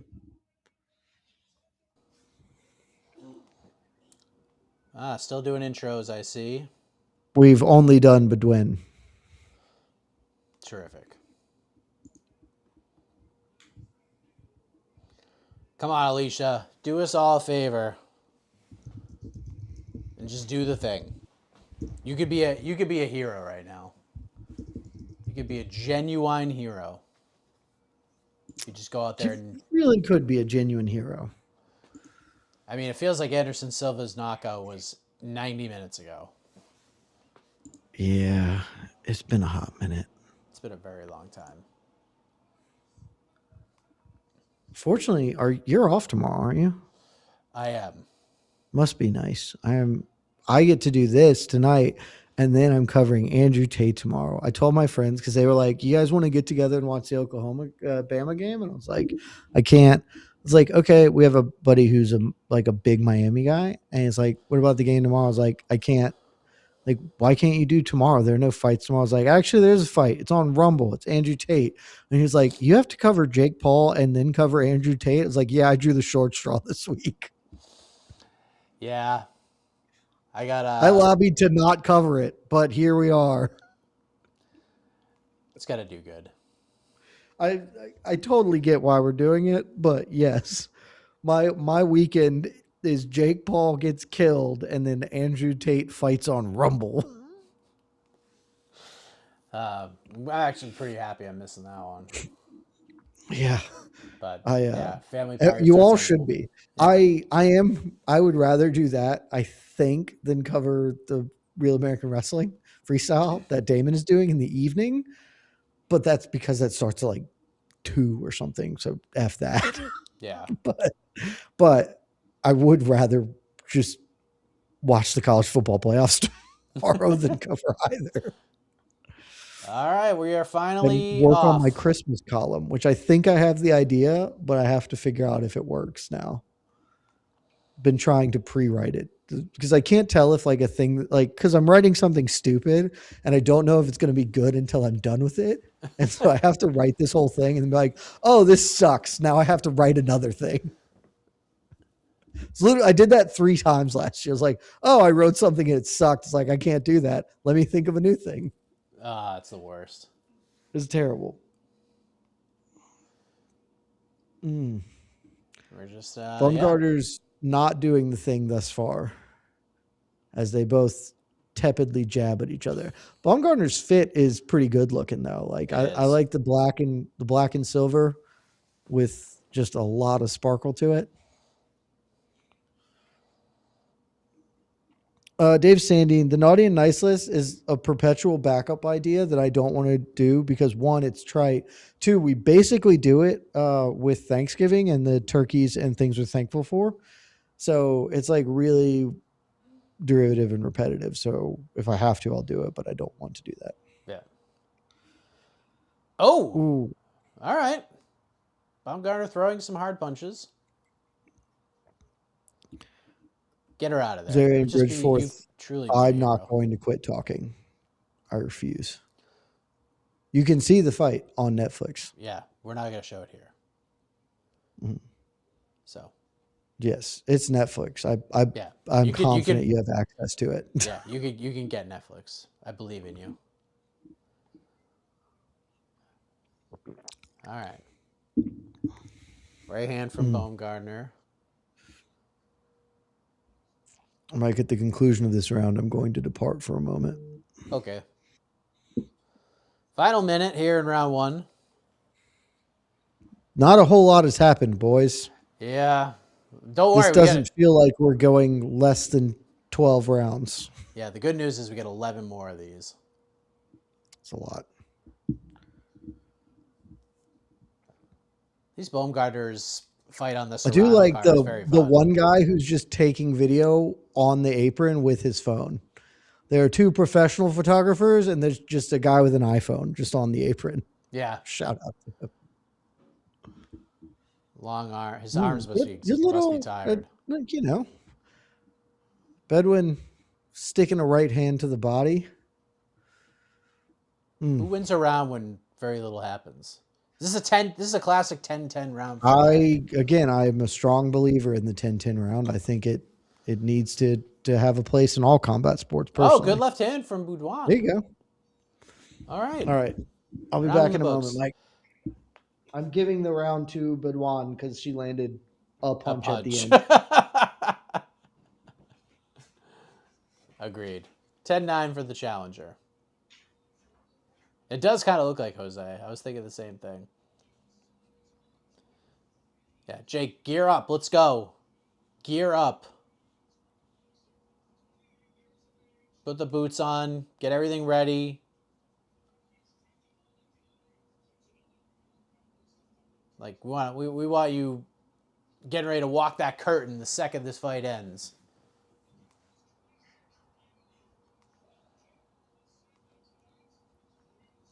As we prepare for round number 2 of a possible 12. And the ladies are on their feet. Referee got him going. Here we go. Round 2. Got a female referee too. This is very cool.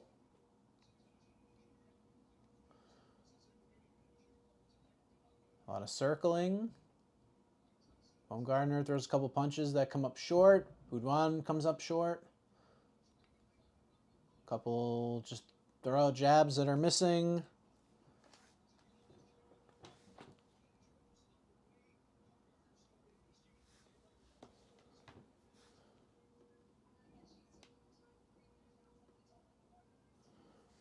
Jed will be back in a moment. Wow, I got real zoomed in there.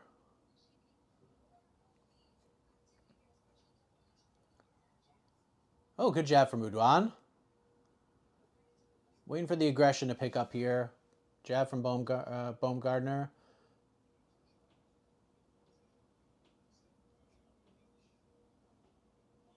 Bedwin is definitely the more active fighter here. Like, that is definitely the case.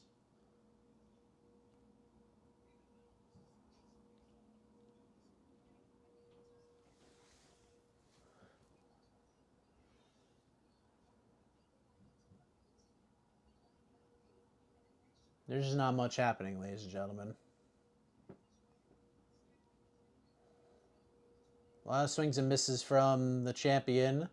Oh, a couple jabs. Right hand from Bumgardner. Nice.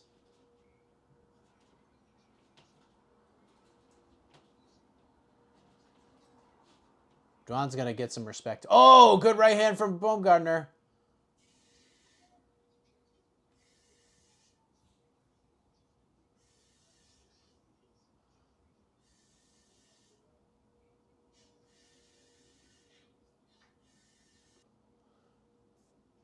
Final minute.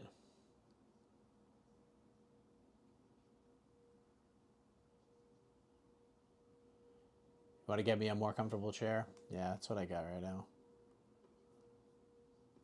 I'll take it, though.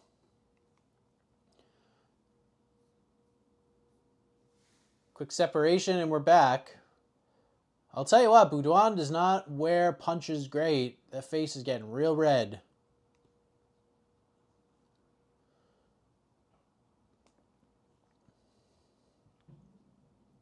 Bedwin to the body.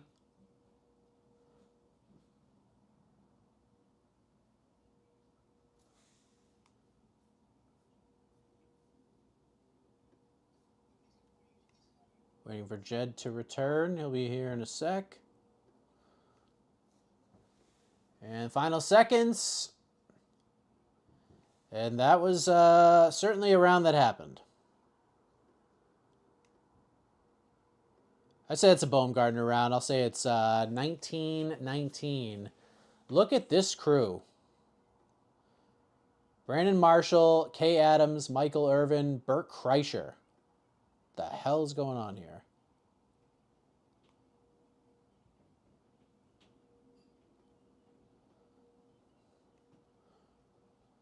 Michael Irvin going banana.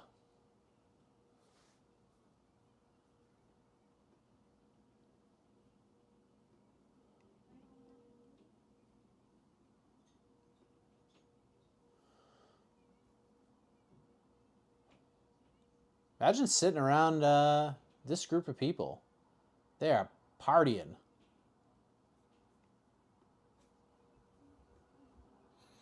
Hi, Jed. I'm back. What did I miss? It sounded like a lot in my earphone. Yeah. They're going. I'll get the clock back when we get to 2 minutes. But we're at 249, 248. I don't know who this group of people is. That's weird. It's Brandon Marshall, Michael Irvin, Yes. Burt Kreischer, and Kay Adams. I know who the three dudes were. I don't know who Kay Adams is. But that seems like a curious group to be together, but they're having a good time. Did you see that Drake put $200K on Jake Paul? Thank you, Drake. I genuinely appreciate that because you helped keep that price down for me to make money on this fight. Oh, good right hand from Bumgardner. That was nice. We are live. We're not going to allow that comment to live. Oh yeah. Bye. I can't We do can't that. do it. We can't. It's Netflix. That's just tough. Yeah. Shout out to the Twitch peeps. You guys are the real MVPs. All the Twitchers. Yeah. Hey, Johnny P. Let's go.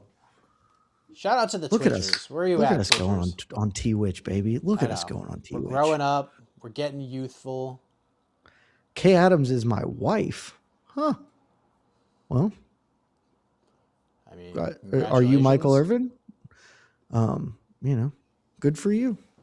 Drake put $200,000 on Jake Paul. I saw that nice on. To just pull out $200,000 and just throw it in a fire pit. I don't know why. I just saw it on MMAfighting.com. Great website. A great and reputable website. That he makes a ridiculously large bet backing Jake Paul.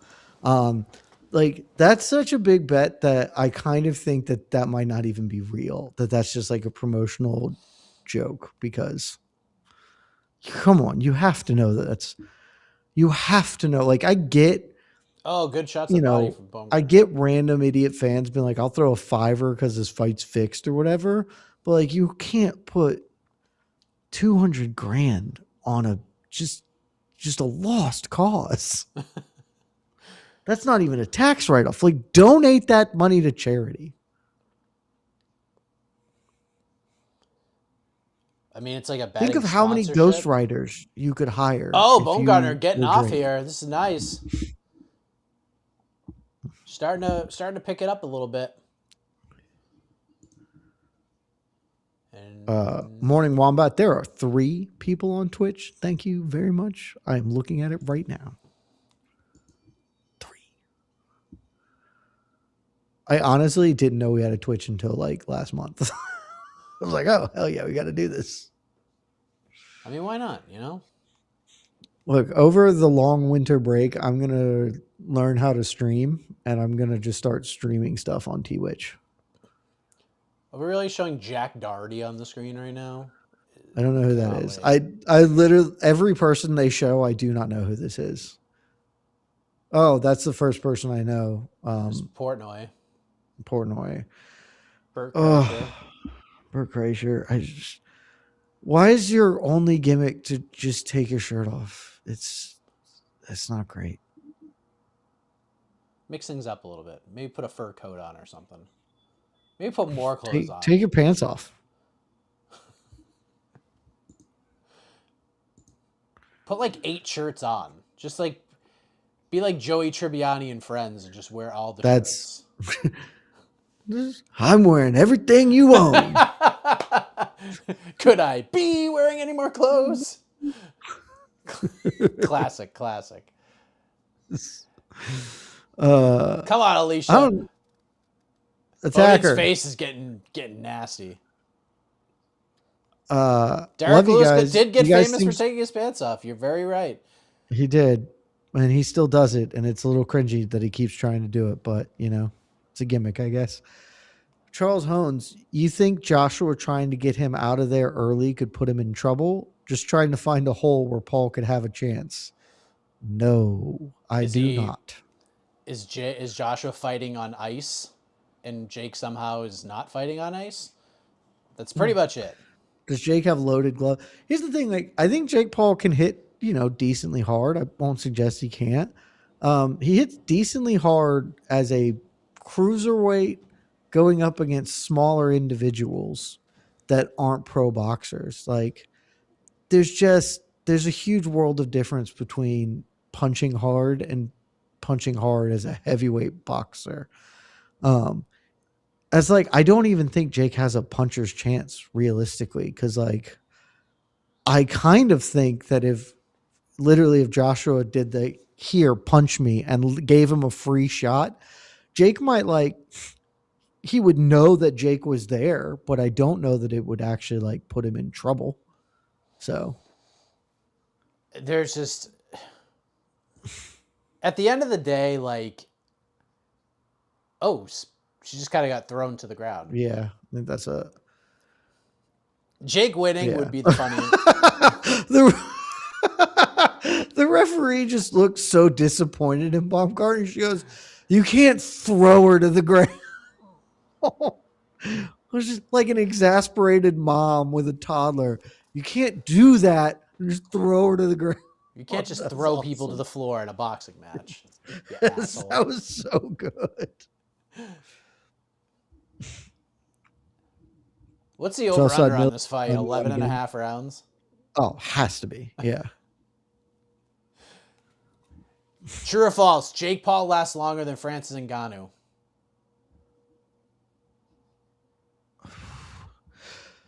True, because I don't think he's going to engage. Ngannou got killed because he thought he was a boxer and could box, and I don't believe Jake Paul is going to do that.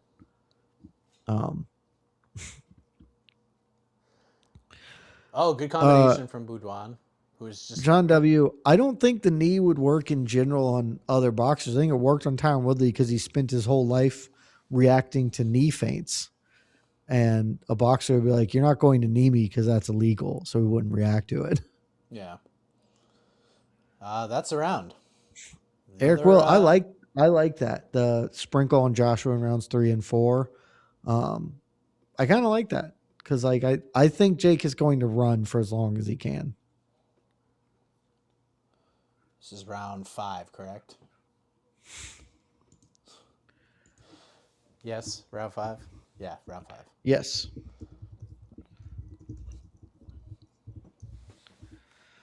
So we get 8 more of these bad boys. What? It's so childish, Mike. And I don't even think I should say it. If you look at the T-Witch chat, there's a person who commented, absolutely here to support Jed and Mike, keeping it classy. And his username, I can't say his username. It's not a thing we can do, but it's incredibly childish, and it got me to laugh, man. Let me see if I see it. It's the best. Oh, It's so just here to keep it classy. do you say it's my chess name as well? Unbelievable. Yeah. It's so, I get that it's so, but for whatever reason it struck me. The juxtaposition of blank Slayer 69 420 Blaze It and just here to keep it classy. That landed on me. That's someone who just couldn't decide on a name, so he picked all the names. Incredible. It's so childish. It just really got me, man. Oh my god. Because I didn't even find the comment that you found, but as soon as I just saw the username from like a previous comment, and I was like, oh, this must be the one. Yeah, it's the one. What a slayer. It just tickled me.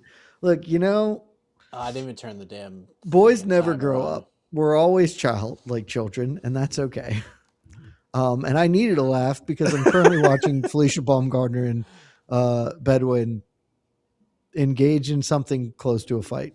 There's 1:25 left. I forgot to turn the damn timer Mike, on. Twitch is up to 8 people. We're killing it over there. We're breaking records, folks. We're growing it out at a rapid Wait till pace. I start. I don't know what I'm going to stream once I get a hold of our Twitch login, but I'm going to stream so much stuff. Y'all don't even know. Maybe we'll do some Twitch exclusives. Oh, man. Give the people what they want. Maybe we do Damn They Were Good solely on Twitch. I mean, that would be a great time. 50 seconds left. We'll have the timer for the rest of the fight. Chaz Berkey. That was going to be my username, but it was already taken, damn it. Way to go, Chaz. That's good, too. The same order. Incredible. Ooh, Michael. Yes. Hugo Berry. How's CrossFit going? He started a month ago. Good for you, man. It's going good. I have taken a little time off because of like all the traveling that's been going on. But I try to get in when I can. I dropped into a place in Westfield today and did a workout, and yeah, it was kicked my ass. All the workouts I've done out here have kicked the crap out of me. And that's the end of the round. Yeah, today was a burner. I walked in, the guy's like, yeah, he goes, this is an easy one. And I go and look at the board. I was like, oh, this is not going to be an easy one. It's like one of those like big sprints. Round 6. Oh, Barstool podcasts are coming to Netflix. 3 of them are going there. Okay. Pardon my take. Yep, Spittin' Chicklets and That's the hockey one. The Ryan Russillo show are all going over. Oh, I forgot Russillo went to Barstool. Yes. But yeah, CrossFit's great. I enjoy it. It kicks my ass. And yeah.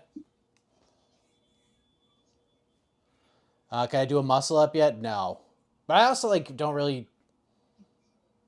I haven't really tried. I mean, I've tried a little bit. Like I feel like you get close. Yeah, it's all technique, honestly. Like if I learn the right technique, yeah, I can get it. I just haven't taken the time here to figure it out. But I could do chest to bars pretty easy, and so I think I could if I actually gave it a shot and really work towards it. Maybe that'll be a goal in 2026 is to get one. I mean, it'd be cool to do a muscle up. What fight is on now? It's literally on the top of the screen. It's the co-main, the Bumgardner Bedwin. And it is a fight. Bumgardner has landed a total of 35 punches through 5 rounds. Not great. 18 from Bedwin. Yes. Jamal Harvey landed more in every round of his win. Jake, you're not missing anything by walking away from this fight. Yeah, it's For it's tough. Bumgardner to be all like, I'm in charge of women's boxing at the presser and yell at the other woman, that other woman was correct, where she was like, I don't know, I'm going to be more fun. I It's guess they were like, yeah. saying it. I guess they were saying at the desk that like Did Mateer again? I don't know. I can't tell if you Mateered again. Yeah. Somebody in the chat. they were saying at the desk like Alicia needs to go out and just clobber this girl, like finish her. I mean, Oh, good that left would be hand from better. Budwan. That was nice. I think everybody would be happy about that.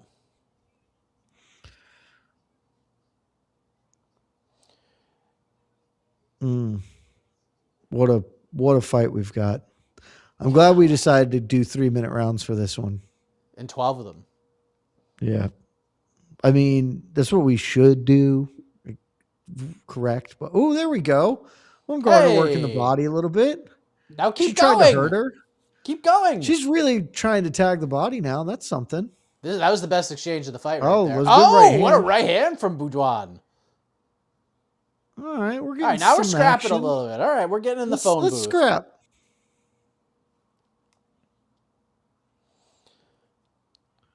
Southside Millie, I think 45 minutes is ambitious for ring walks.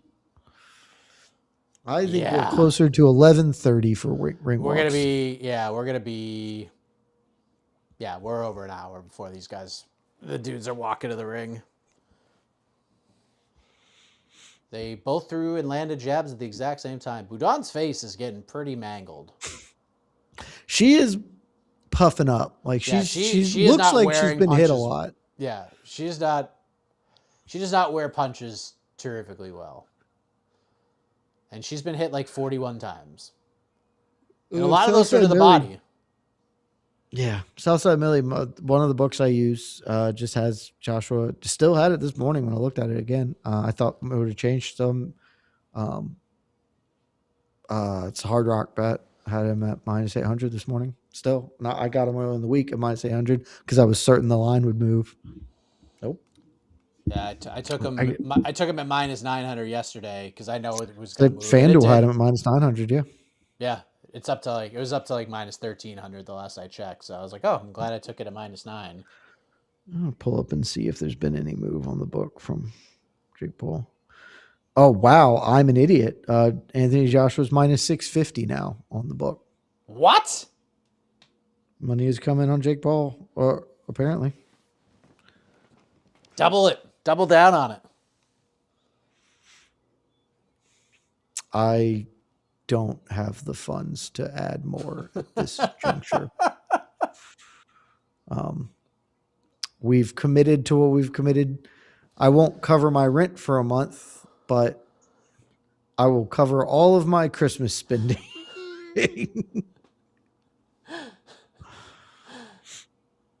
All right, come on. Come on, Alicia. You got it in you.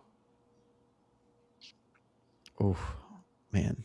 A comment from the Twitcher. AJ is only used to fighting big, slow guys. Jake has the same power with even more speed. Yeah, that guy I'm pretty sure is troll, and that's okay.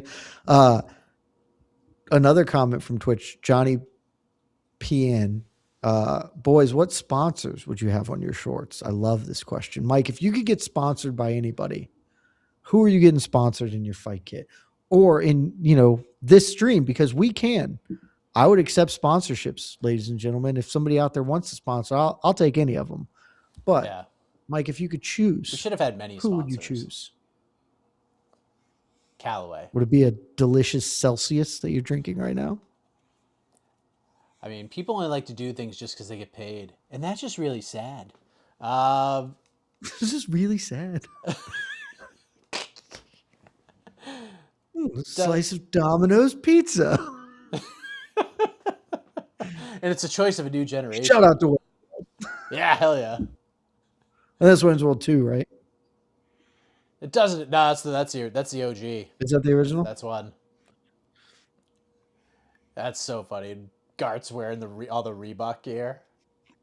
Yeah. So good. It's just sad. Yeah, that's just really sad. Your Garth voice is pretty good. Yeah. I mean, like honestly, Celsius would be a good one. That would be a good one.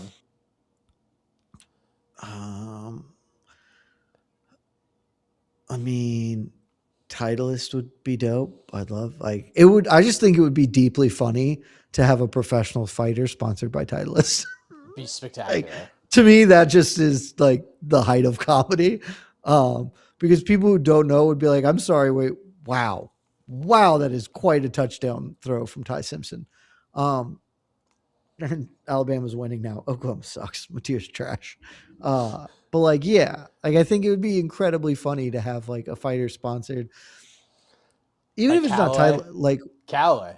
yeah, Callaway would be fun. Callaway would be funny. I think it'd be funny if you had like somebody sponsored by like Oh, the Dunks. That's tennis a great sponsorships. call. That's it. Dunkin' Donuts. Dunks would 100% be my choice.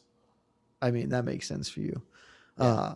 I want to see a fighter come out that's sponsored by like Rolex. Oh, there we go, Mike. Damn! Right at the buzzer. Damn, Bumgardner. Put her away now. Let's Bedwin go. doesn't look like she wants to be there anymore. She's going to answer the bell, but this woman does not look like she wants to be there anymore. What is she saying? 2:59 of round 7. All right, Alicia. That's it. That's what we're talking about here.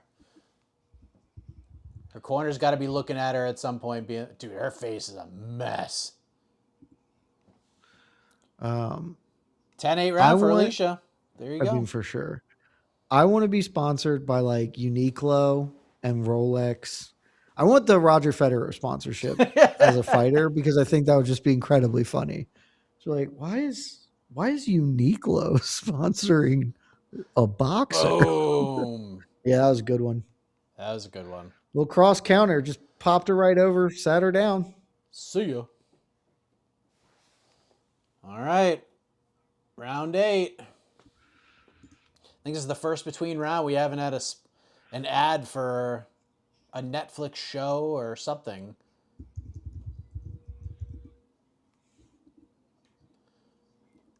All right.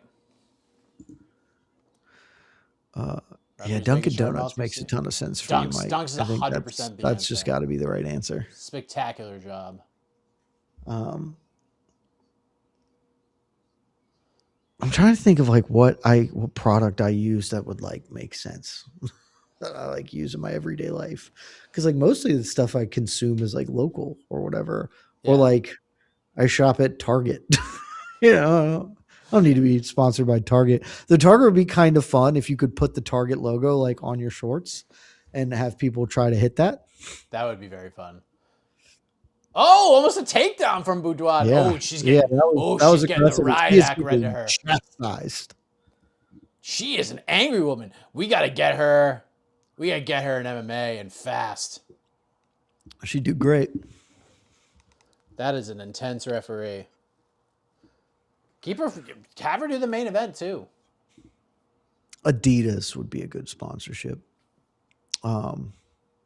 I'll tell you, actually, I just realized this. The one that actually would make the most sense if you don't know, I cannot recommend UFO shoes enough to people. They're the best shoes in the world. I love them so much.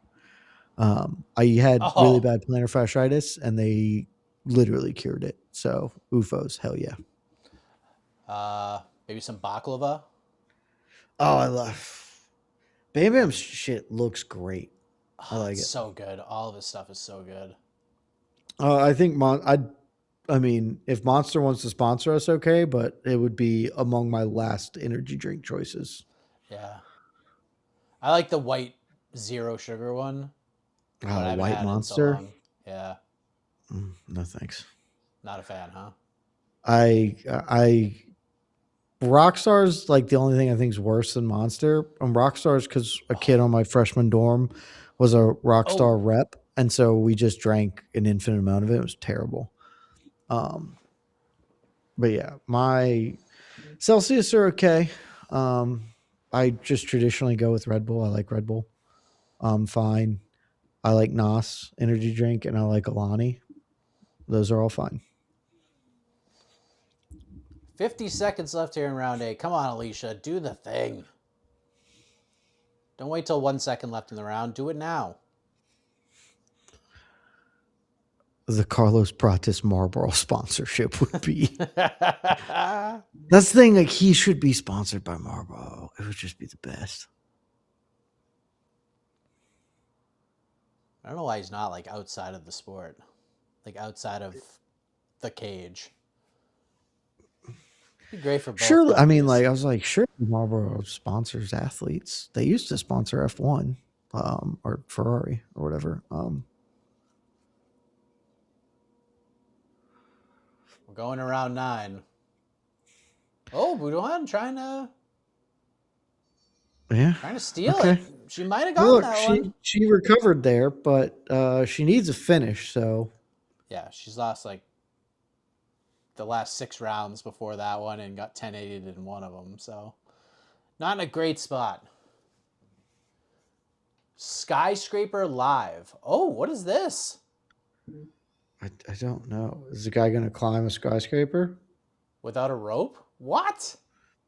Oh, is that also, was that Alex Honnold? Sounded like him, but I couldn't quite tell. All right. I mean, it's one of those things that's impressive, but feels less impressive to me to climb a skyscraper than like a mountain. But what do I know? I don't climb a lot of stuff.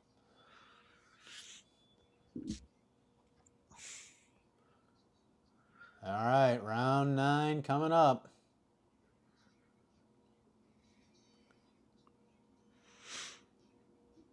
Here we go.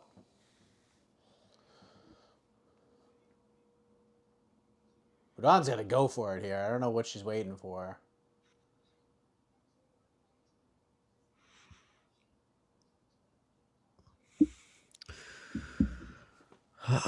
She's waiting for a lot, I guess. I don't know. Does she think she's winning or something? Like, what the hell's going on here? I think she is just trying not to get beat up. Well, too late. Also true.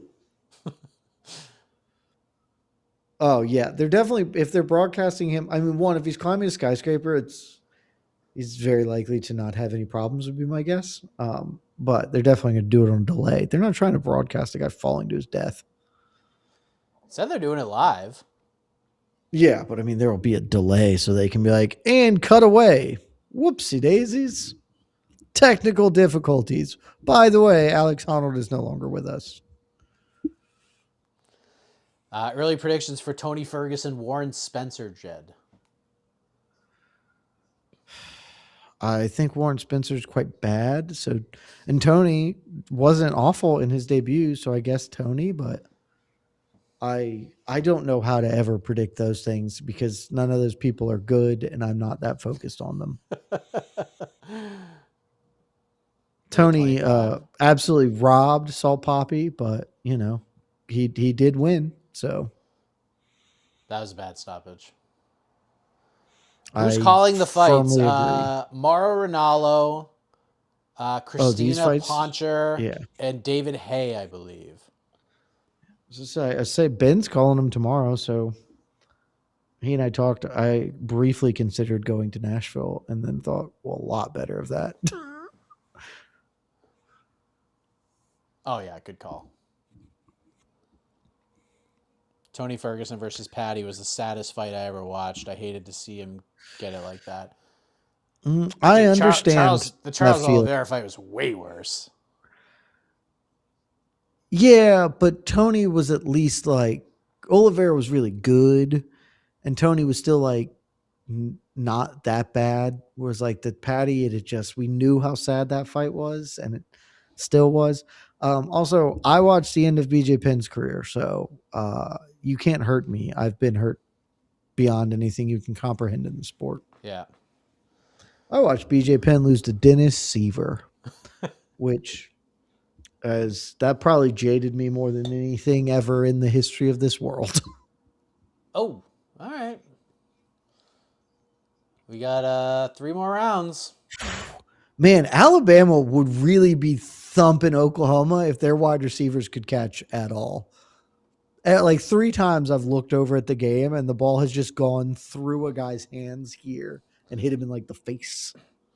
The Gaethje fight was that's still the most gnarly fight I've ever watched. That fight was at least like good, high level, but yes, Gaethje beat the soul out of him. He literally beat the goodness out of Tony Ferguson, the MMA fighter. Yeah, and it was like in a huge ass empty arena, like not the Yeah. Apex. So like Just everything chewed his Gaethje ass up. landed, yeah, everything Gaethje landed like echoed like to the 100th degree. Just such a gnarly fight. I mean, that is absolutely a hold. I can't hear what's going on in the broadcast, but apparently No clue. this fight has sucked the life out of the crowd, and Yeah, I believe that. This is a terrible fight to put as a co-main.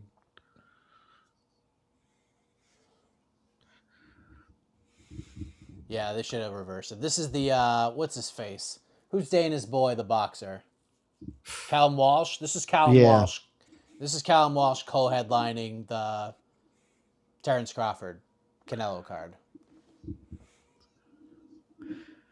John Ray, the pass on the 2 is not like that was bad, but that's not like sad.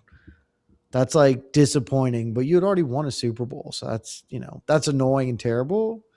But That was a great no, day. like the watching BJ Penn is the end of his career is closer to like being a Bills fan where you're like, oh, this was meaningful. And then I'm let down because something terrible is happening. But that's still not even close to like what it is. It's just BJ Penn losing to Dennis Seaver and Yair Rodriguez. Honestly, the Dennis Seaver fight was when I was already dead inside. The third Frankie fight is truly, I think, the saddest I've ever been watching an MMA fight. When he walked out and then looked like he was going to cry and then stood like a scarecrow erect and Frankie just beat him mercilessly, it made me deeply, deeply sad. It's not much happening, folks. No. It's a left hand kind of from Bedwin that landed. I'm fairly certain, despite the comments, that this next fight is not fake. No. It's not fake. It's not rigged. None of that shit. Because you can't do it. It'd be the dumbest thing you could ever do. Truly the dumbest. Late arrival, the BJ Penn fandom, it was a time. God, it was fun to be a BJ fan forever because like BJ was clearly one of the best fighters in the world, but he also did a bunch of really stupid shit. So you could always, it was a lot like being a Connor fan in some respects. All right, now we're picking up. They're scrapping it up a little bit. Yep. The business has picked up a touch. But like a BJ fan in like the mid 2000s, you were an annoying piece of shit. Like every BJ fan was because he never lost a fight. There was always an excuse. And even though those excuses were all like mostly true, it was still just like, I mean, come on, bro. Like, yeah, he lost to Lyoto Machida. He's BJ. He's fighting a heavyweight. It's yeah. The early 2000s BJ was great. And then he fell apart and kept fighting and ruined his legacy. And then he apparently lost his mind, and that's also deeply sad. Oh, it's happened. Get out of here, fuckface. Oh. Got him. Netflix is streaming it, Boof Hoops. You just go to Netflix. It shouldn't be that hard to find on Netflix. All you have to do is just literally click on your Netflix. I think if you open it up, it probably is right there. But if you just search it, it'll be literally the first thing you see. Yeah. Like you will not see anything up the top other than this fight.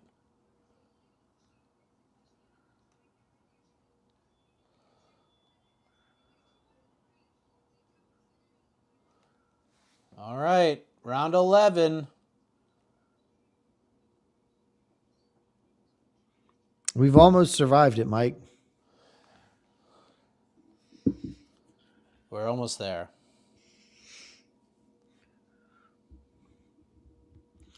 Dude, Late Arrival was born in 2000. Oh. You were born when Josh Fan was born, Late Arrival.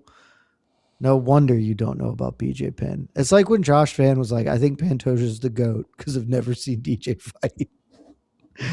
It's one of the worst takes, but it's honestly so bad that I respect it. Yeah, Pantoja's the GOAT. I've never seen DJ fight. So, okay. It's not how that works, but it's incredible. That's like you, Late Arrival. You were a wee pup when BJ Penn was running rampant over the world. Because the truth is, BJ's like real honest peak was probably like 03. So you're like 3 years old.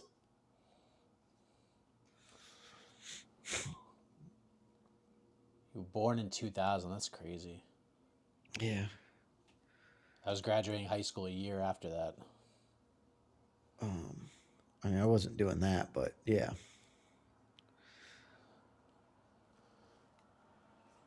Budwan is like just trying to tackle her, like literally trying to tackle her. And just don't make that referee mad. Don't do it. I don't know who you're talking about, but I don't want that. So we're putting you away for a moment. Randy Couture was he was the first double champ. Remember when he dropped him? The moon Anthony, the moon landing didn't happen. I wasn't born, so it didn't happen.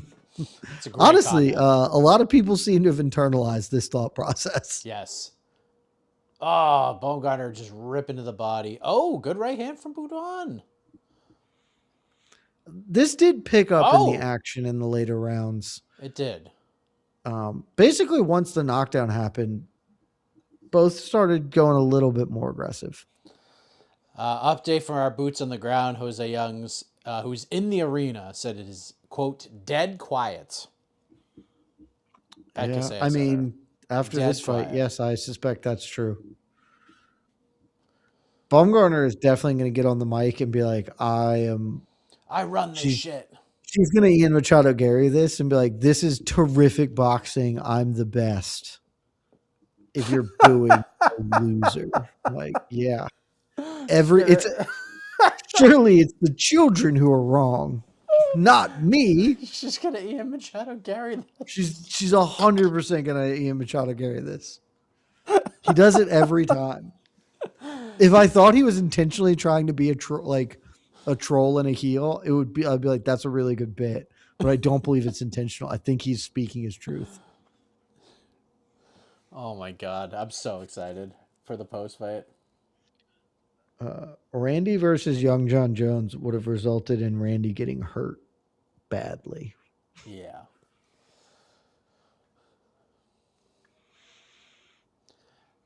Okay. I don't care for John Jones much as a fighter, but he was very good. And young John Jones was better than old John Jones. Way better. 2011 John Jones. Dude, he's awesome. Oh, dude, Randy would have been a horrible night. That's funny. Morning Wombat for 500 points, Jose, in the 7th round. I was chuckling at that too. That's very good. Round 12, referee, gets him going. Here we go. Here we go. I bet Mateer throws another pick because he sucks. Stupid Oklahoma. They're losing by 10 now. I just want Bama to go away forever. Oh. There we go. Getting a little scrappy in here. We're chucking him. Oh, they gave Wheelock gave Budwan round 11. Thanks to Heal the Deal. Yes. It's a good name, by the way. It's a good name. It's a terrific name. It's the second best your name is on these streams. Well, that's true. Besides, the Slayer is still the champ. The Slayer. The Slayer. Oh, it's so childish. Bumgardner has landed 47 jabs. Okay. All right. I was going to say. It can't be right. He just fell over. The Oklahoma running back had a clear first down and literally tripped over his own feet. Love that. Oh, what a game. SEC.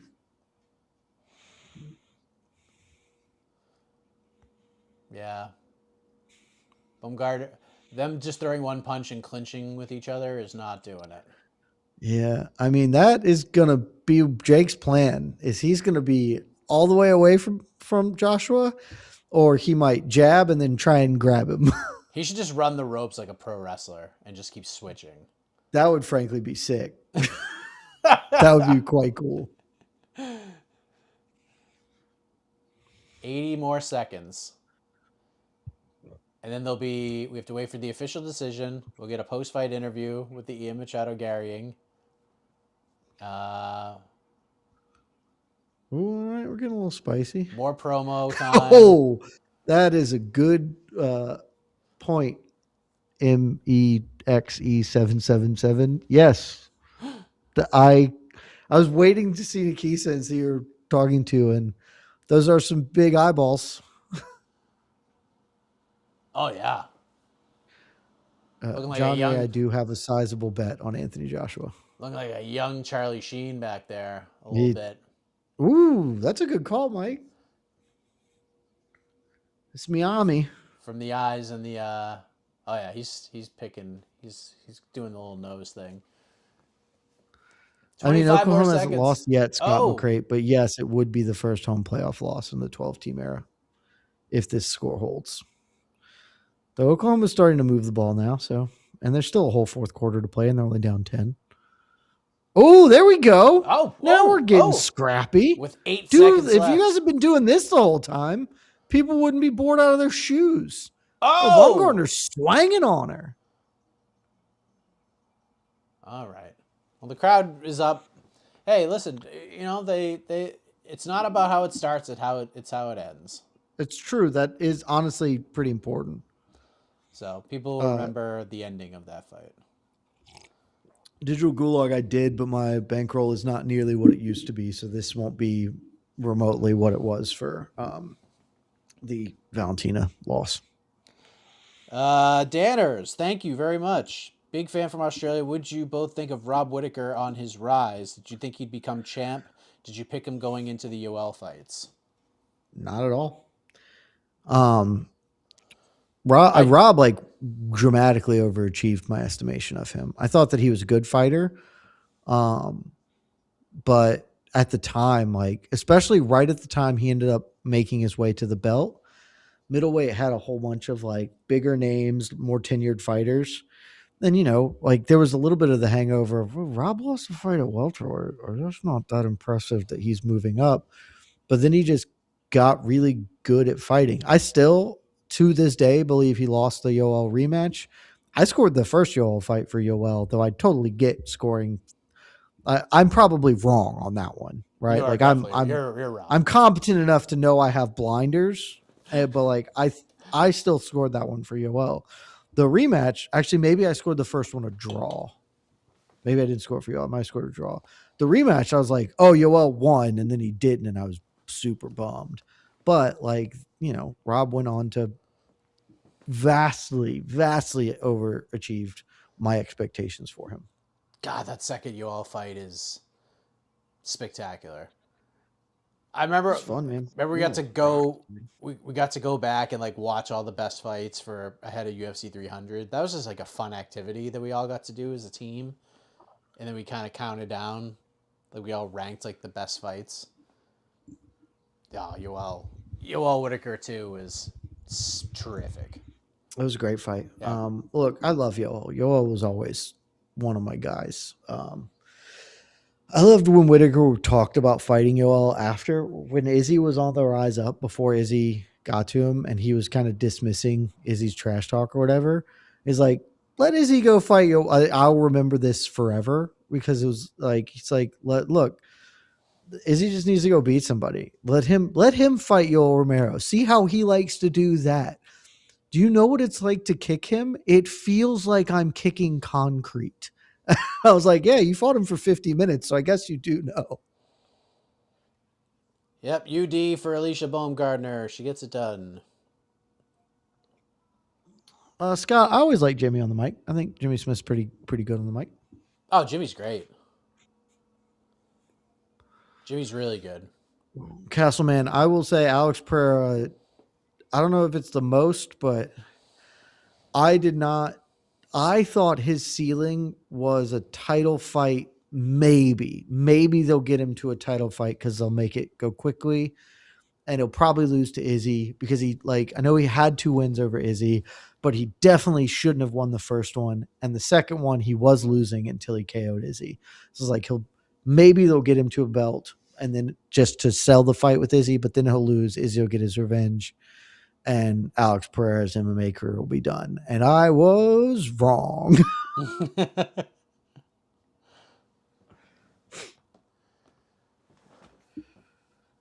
All right. Let's see what she says, Jed. I got another super chat. I gave myself an A+, is what she said. Listen, I gave myself an A+. That's just not correct. Random time killer. Harder strength of schedule, Barboza or Magny? Whose career would you take? I'd have to look at them side by side, but in my head it sounds like Barboza. Oh, it's definitely Barboza. It's like Barboza against pretty much anybody is gonna win. Yeah, Barboza argued it's just tough. He fought so many good fighters. I mean, just go to his Tapology page and just look at his last decade. It's one of the better strength of schedules you'll ever see. And he did not win a lot of them, but it was, man, it was some. We did 12 rounds of Alyssa Winter doing the damn things. His easiest fight in a decade was Drakkar Close. It was okay, fuck. I'm happy to be here in the moment. You all said, let's see what else you said. Oh, Poetan's not on the Mount Rushmore. I mean, if it's the Mount Rushmore of fighters you underestimated, sure. But he ain't on MMA's Mount Rushmore. He's on MMA's Mount Rushmore of this generation. If you're doing a generational one. Who is this? Poetan. Yeah. I'd say he's among the 4 most significant fighters of the past 5 years. That feels right to me. Of this new era, post-COVID era. Yeah, if you call 2020 the generational break, right? If you just do generational breaks every decade, basically, which I think is probably pretty close to fair. Poetan is arguably the most important fighter of this generation. Yeah, I would say so. Islam Makhachev is right there, but Poetan is a pretty important figure of the past 5 years in the sport for sure. Yeah, he's the MVP of the UFC. Post-COVID. He's definitely the MVP in that regard, yeah. Okay. Only one thing left to do, and it's only going to take us another 40 minutes to freaking get there. There's Kate Scott and Layla Ali. A+, Jed, she gave herself. A+. She did. Every fighter on Earth always finds room for improvement. But she gave. Look, I mean, you can improve to an A++. But yes, I concur. I don't think that's not the score I would have given myself there. It's a solid B. You're still in the honor roll if you get all B's. One, and it was better. It started really poor. It started very poor, but we picked up a little energy as the fight went on. Yeah. Ended pretty well. Got a knockdown in there. Those are important things. Oh, Oklahoma's about to score a touchdown. Bedwin had a nice moment in round 11. Castleman, if Poetan beats John Jones, he's still not going on the Mount Rushmore. Again, I think people just forget how small that is. But it would absolutely be a defining win of his career in a very significant way. I don't know how much beating John Jones in 2026. It's not the same as beating John Jones in 2015, right? But it still means something. But no, the MMA Mount Rushmore has if you're just talking fighters, if you're not, then Dana White goes on there. But if you're just talking fighters, there are three people that have to be on it. That you cannot, like, there's not an argument that they are not on it. It is, and then the fourth is open to what you want to do. But the three, undeniable, no doubt about it. Like, this is not even a matter of opinion. Royce Gracie, obviously, basically started the whole thing. So he's the George Washington. Conor McGregor, who is the biggest star and the most important fighter in the history of the sport, other than maybe Royce Gracie, and Ronda Rousey, who made women's MMA a thing in the UFC and is like, those three are on it. There's not an argument that they're not. And so then the fourth spot is like John Jones. I always think it's George St. Pierre. To me, that feels better. But like, it's John, it's George, it's Demetrius, it's her, you Silva. fill a fourth. Yeah. Anderson, you can fill the fourth spot out however you'd like. And so I guess you can put Poatan there. But like, I don't think I would put him there. I don't think most people would put him there, but those three are undeniable on the Mount Rushmore. Yeah. In terms of like importance, no doubt about it. Yeah. There's not, the Mount Rushmore aren't I mean, I guess you could think that Mount Rushmore is the four best presidents, but no, they are the significant presidents. There are three that go on there, and then you put a fourth and you can pick it. The fourth one's interesting. If we're talking about like importance to the sport, like how we got here, the faces that made it happen. Yeah. That are fighters. I think it's George. I always think it's George, because George was the first one. George was just the first professional MMA fighter. I think you could. I know. I mean, like, again, we're talking about like important people. Chuck Liddell has a case. Chuck Liddell has a case. He's very. He was probably like the first. He was probably the first. Like, Hoist was obviously great. It was important, but Chuck was probably like the first star that the UFC had. He was the first biggest star. Tito was Ken was probably the first star, really, but that's a little different. Tito was the first MMA star, right, in like that regard. But Chuck was a much bigger star than Tito was. 100%. And he came right after Tito. But like Chuck has an argument to be on there. Like, again, you can put a number of people in that fourth spot. I will argue until I'm blue in the face if you don't put Royce, Conor, and Ronda on it. I think you are all the way wrong if you don't have those three on it. I mean, Gregory just nailed it. Nice. Derek Lewis. That's correct. No, it's not Derek Lewis. It gets a little more interesting if you're like just MMA, because then it's like, well, Dana's in there. It's Dana and Royce are like there, and like arguably the Fertittas, but Dana kind of fills the Fertitta role. Rogan would probably be on like the MMA Rushmore. So I do think Rogan was like one of the seminal important figures of the sport, but it does get interesting. Yeah, I don't think Kimbo makes the MMA Mount Rushmore. Who he doesn't, but he makes the Mount Rushmore in my heart. Yeah. Like, you have to, I don't know. I mean, obviously he had moments and he brought eyeballs, but it's not the same. Like, CM Punk brought a lot of eyeballs. You know what I mean? Like, he brought a lot of eyeballs Brock too. Brought a bunch of eyeballs. Yeah, Brock was like a star.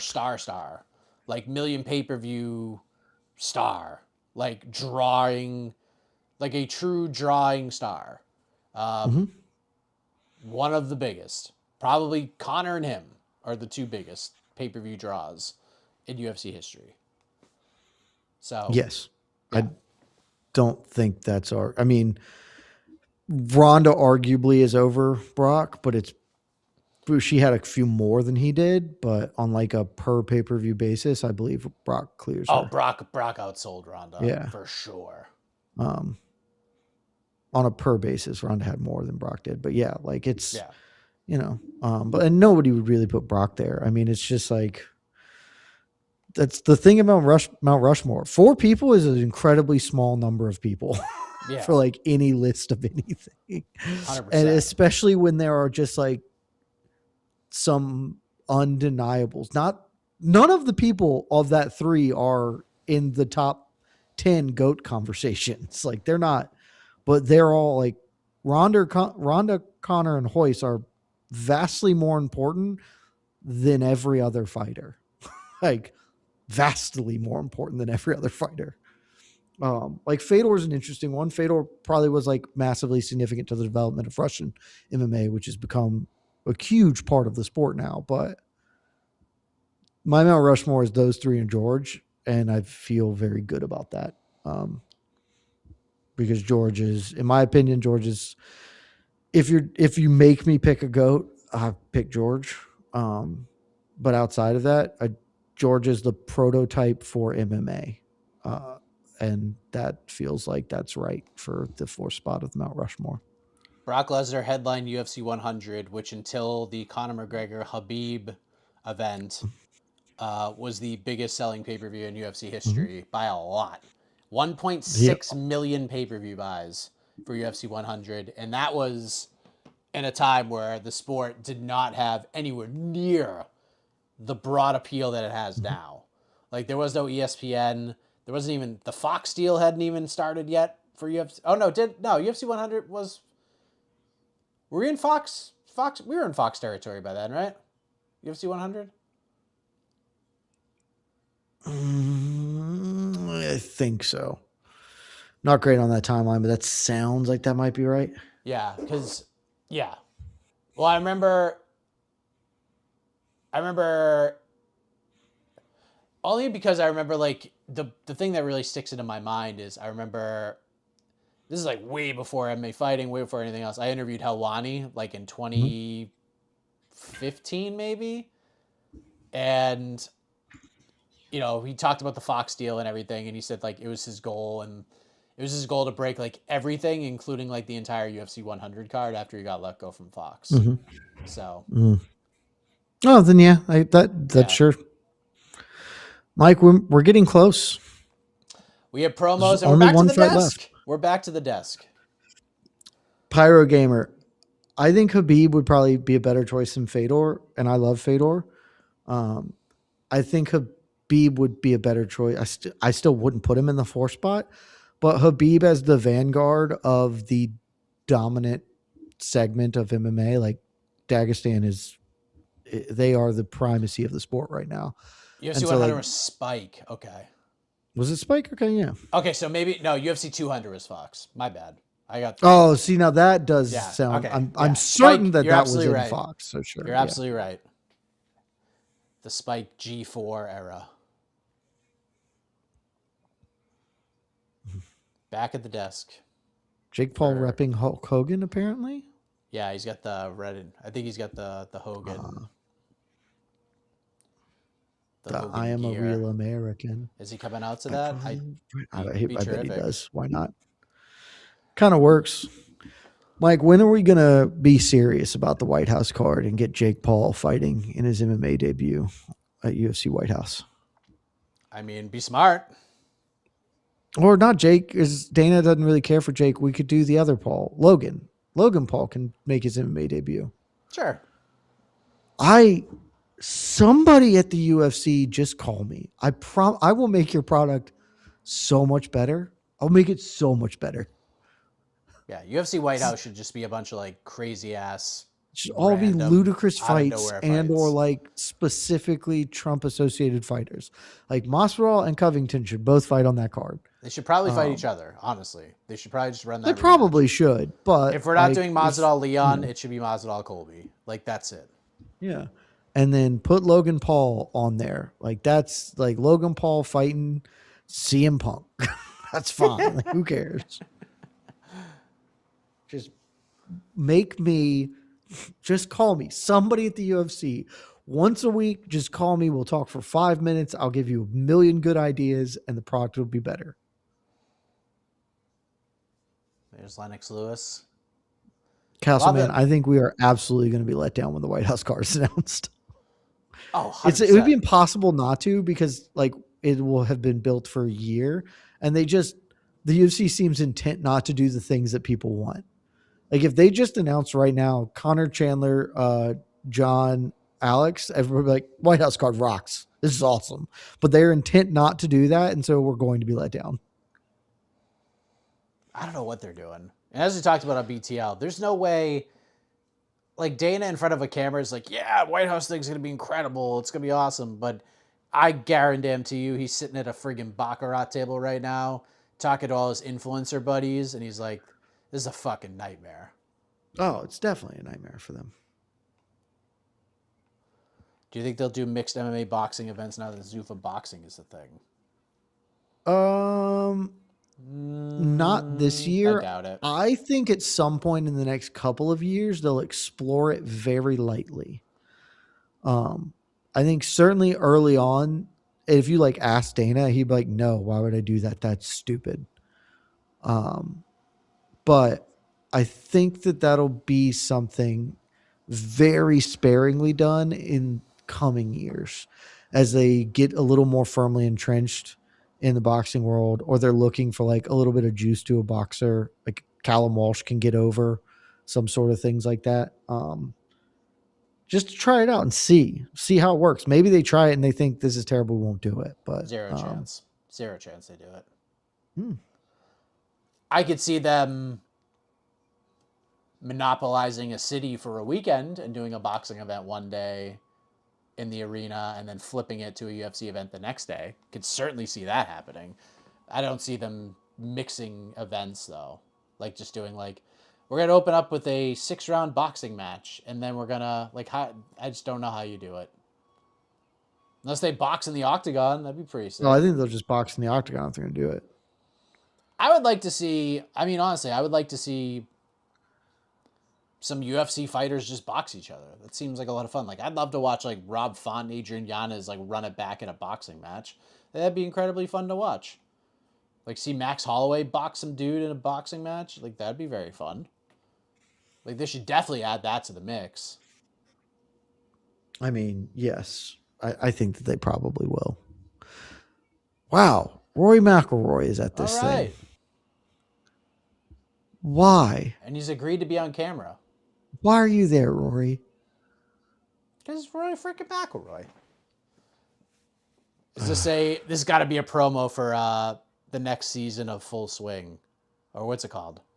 Oh, Full Swing is the name of the golf show. I guess that's true. I was thinking like it's about to be their indoor golf league season, which is fun. Whatever they call that, I can't think of the name of it. TGL?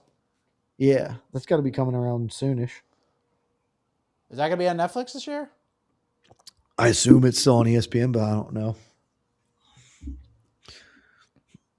I think I'm about to dump my ESPN subscription. Hell yeah. Quick in and out for Rory McIlroy. Quick in and out. Late arrival, I don't think Khabib is the biggest in changing the sport. I think that he was the vanguard of a shift in the metagame. That was an incredible catch right there from the Alabama receiver. But another shift will come. Like the sport is cyclical. Like right now, grappling is dominant in a lot of respects. But more things will change. He just he was the herald of the change for this iteration of that. You wear those glasses inside, Logan Paul. It's important when you're in the back room of an arena. I know this is an old man take. I understand why fighters do it after they've been in a fight and they like don't want to look jacked up. Okay. That one fair. It would bother me to walk around with sunglasses on in like a well-lit room. I'd be like, this I can't see. Why? This is annoying. Oh, squishy jellyfish with the easiest question of all time. Mike, if you could change the outcome of any fight, what one would it be?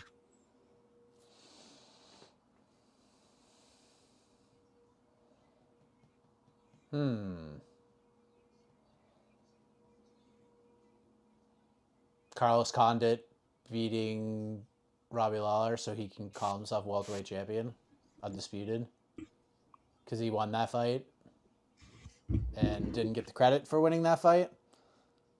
It just would have been a fine moment, and we probably would have got him. We would have got him running it back. We would have got a second fight from those two guys.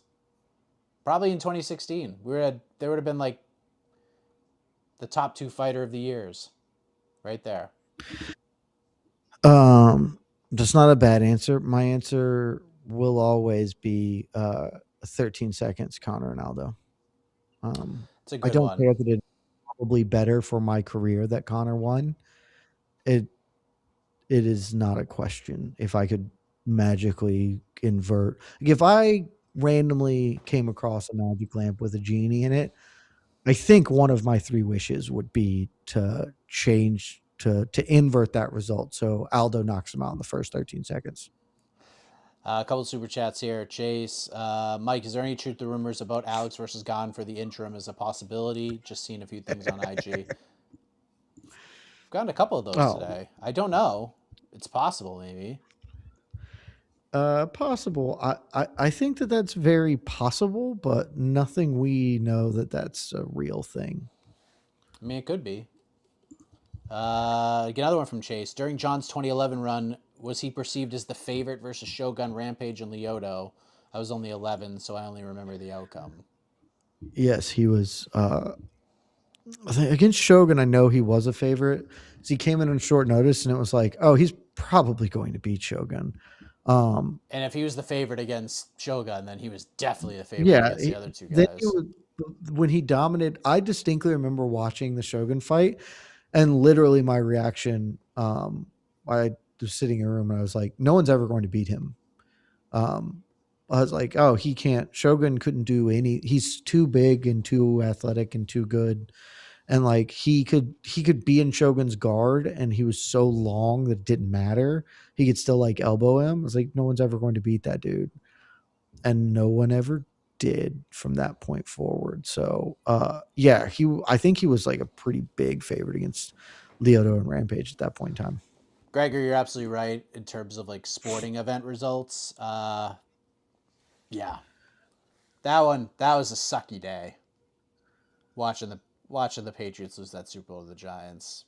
The referees screwing us. Which one? The first one. Second one, I didn't really care that much about. Yeah. From our friend the Slayer in Twitch, you're right. I do not care about the ongoing doping thing happening with Habib's team because I don't care about that in general. You can't make the assumption that everyone on the team is doing it. I mean, you can, but it's a guess. And everyone in the sport is on stuff. I can't stress this enough. All fighters are on the gas. They're all on it. Just are. Biva, John just dominated on his come up. He was so much fun in his early rise. I got to see John fight on the amateur scene, or not the amateur scene, the regional scene, live when he just smashed the GOAT Parker Porter. I was there. Who's in BKFC? About to tonight, headline right? Tomorrow. Uncasville, Connecticut, the beautiful Mohegan Sun Arena. I think they're going there. I think they're back there again in January. Like they're turning into Bellator. Hey, gotta go to the places that want to have you. For the love of Pete, can we please get this shit started? Oh, we're back at the desk again. And now we got Portnoy up there. What the hell is going on here? 11:30. It's going to be an 11:30 walk. I need to go close this curtain so random strangers can't look at me in this Santa hat. Twitching. It's the bet. Otto's mom came and got him, so. Yes. The shade was open.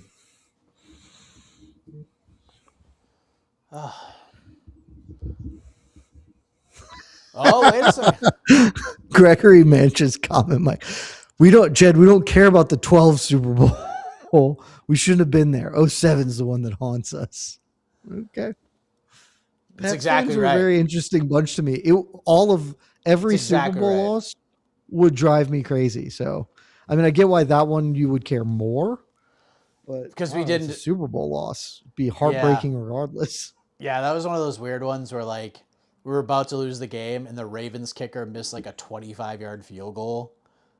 Like just no block, wasn't a blocked kick.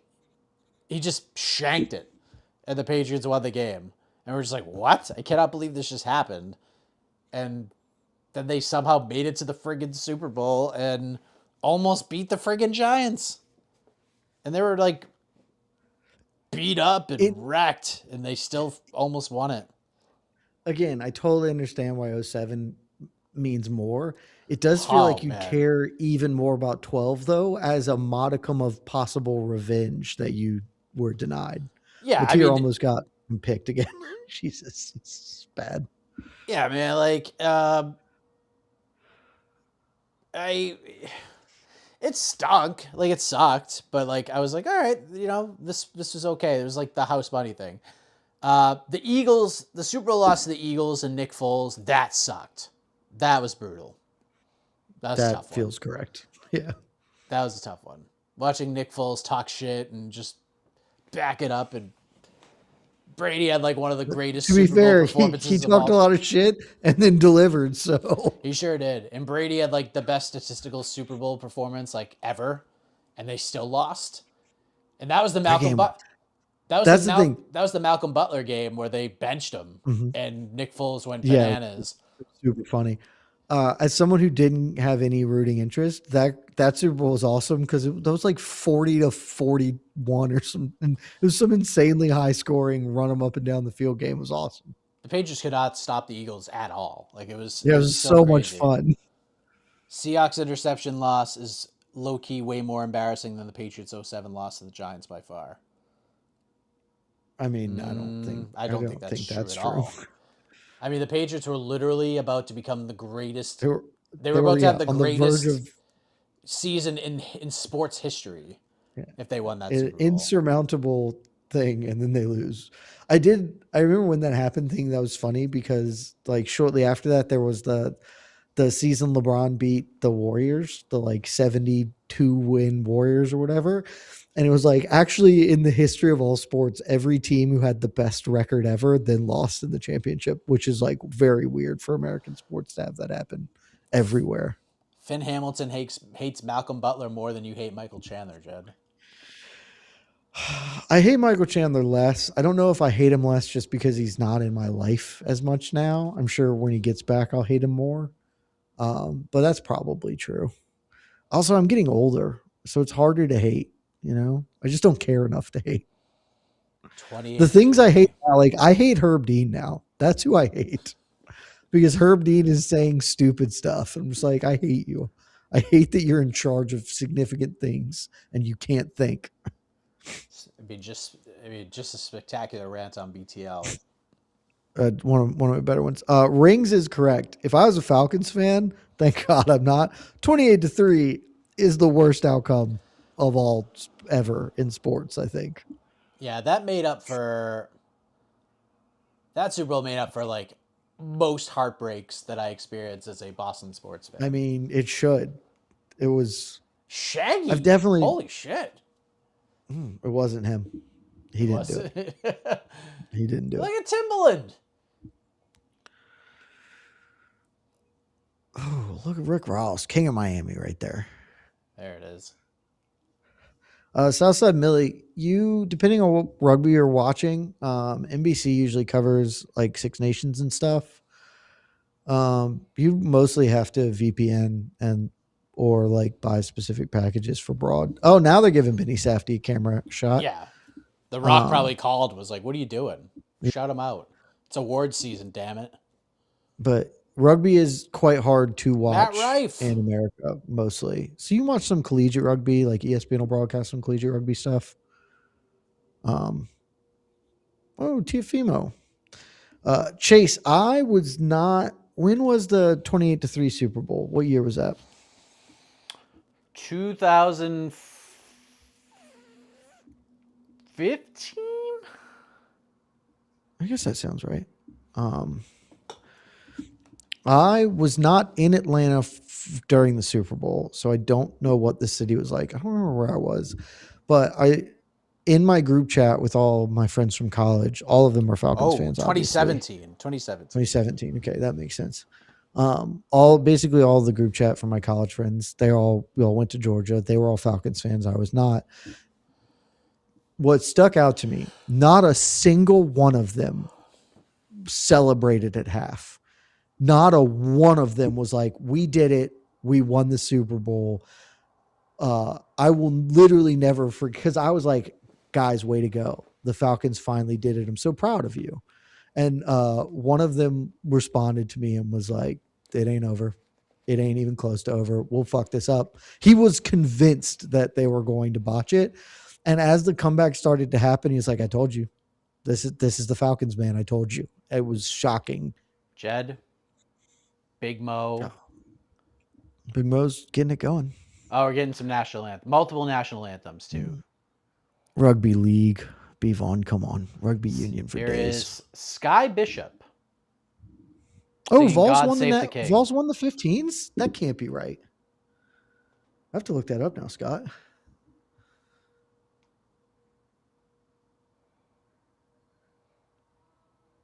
Who's singing the Take a guess. Who do you think's singing the American national anthem? Rick Ross.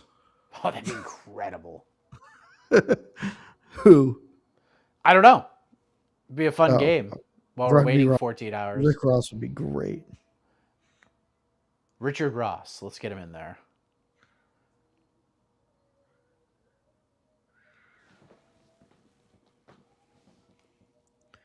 Wow. Tennessee did win the 15s. Well, 1AA, but still. Good for them. Who won the 1As? Cal, obviously. Makes sense.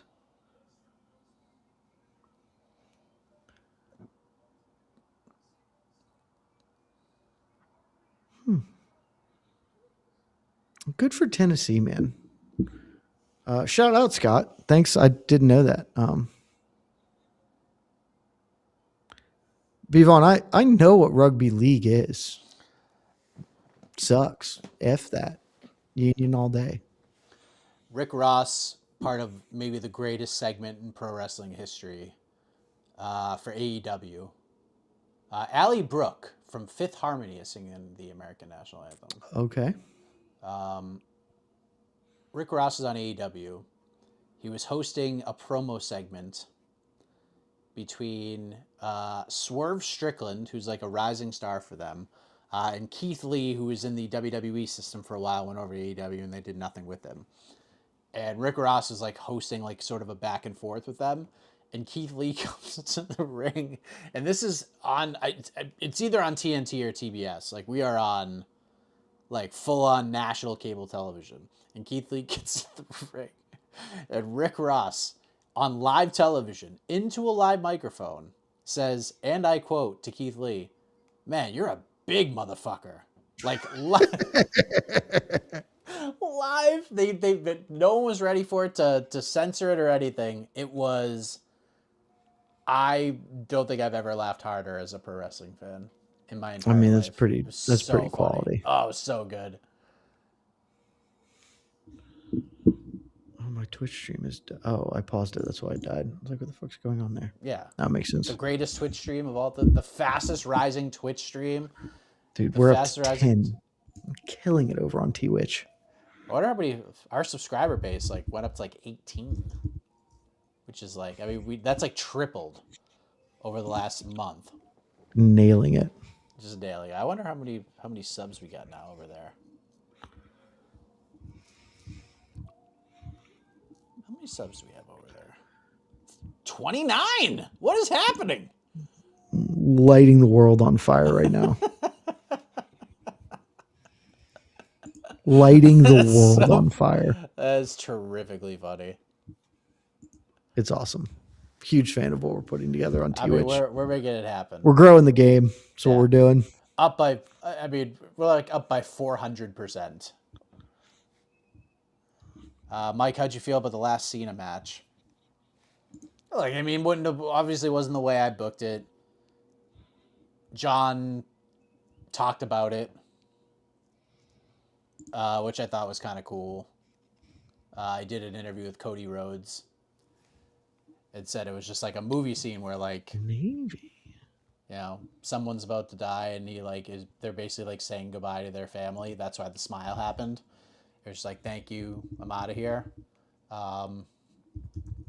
It is what it is, man. Like, it ain't great. I kind of feel like it was John's decision. I know like Triple H is getting a lot of shit for that, but I feel like they were just like, all right, John, what do you want to do? And John was like, this is what I want to do. And I think it makes sense. It's fine. It's who gives a shit? Based on my understanding of pro wrestling, it makes sense. And it's how he wanted to go out. And so that's fine. I maintain as someone who he wanted to do it, so that's fine. But like, I maintain that he could have won. That would have been fine. That like obviously he wanted to go against the rising guy and go out. They could have just done like, it feels like maybe they should have just done him versus CM Punk and then he can beat Punk, but you know, whatever, who cares? Would have been a good way. He liked it. That's fine. Yeah, he's fine with it. If he liked it, that's what matters. Did you see Gunther on Raw Monday night? Sure did not. Oh, dude. It was a whole segment of him just getting the shit boot out of him. Like, he had the microphone and he just like went in the ring. He went in the ring and he said like 2 sentences and was like, he goes, I made your guy give up. He goes, not only that, he goes, I made John Cena tap like a little bitch. And then he dropped the mic and everyone just like booed him. And then he tried to walk away. And he just kept coming back. He would get back in the ring and like put his arms up and he would say one more thing and then he would leave.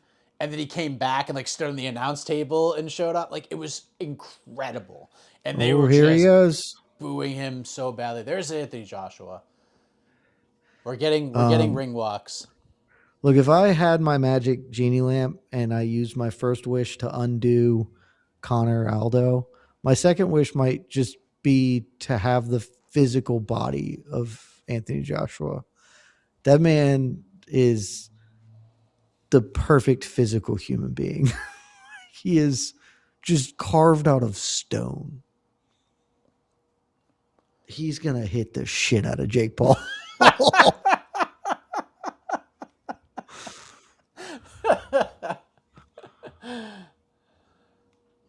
Here he comes. Walking way faster. Johnny P and yes. Anthony Joshua looks good getting off the bus. There it is. Body beautiful, as the NFL scouts say. Looks like Tarzan, does not fight like Jane. Look at Eddie Hearn. Look at that suit. With the Union Jack flag wrapped around his neck. Forget what I just said. I thought he was wearing a white coat, like a white suit jacket, and the collar. No. That's a Union Jack he's carrying for AJ. I thought that would be really, really classy, frankly. I was like, that is the sickest suit jacket I've ever seen, sports coat I've ever seen. But it's just Eddie Hearn wearing a white polo, like a white button-up shirt. He's a classic man. He goes for a classic look. Oh, Mateer's going to throw this game away. 4th and 5. They are down by 10. They have to convert. Oh, he's look, just run for it. You have it. Now you don't. I hope this goes. Oh, that was wide open. That was a good pass, actually. Oh, go to the end zone, kid. Oklahoma's trying to make it a game. Oh, there's Jake. With the Hulkamania shit on.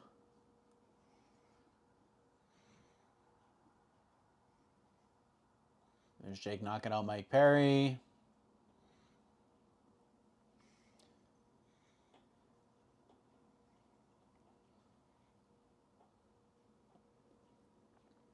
Jake dancing.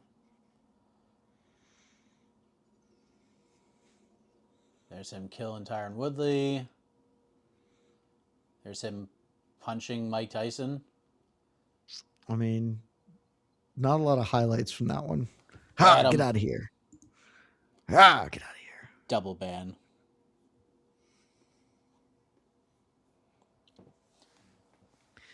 Here is Jake Paul. What's he walking to? Just saying, main fight's probably going to start in the next 10 minutes. Paul's about Jake's to walk. about to walk to the ring. He might take a little bit of time. They'll do the intros, but we should be fighting within the next 10 minutes.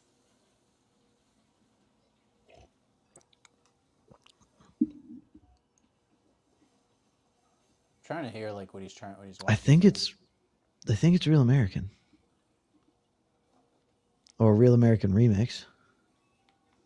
I thought I heard Fight for Your Life.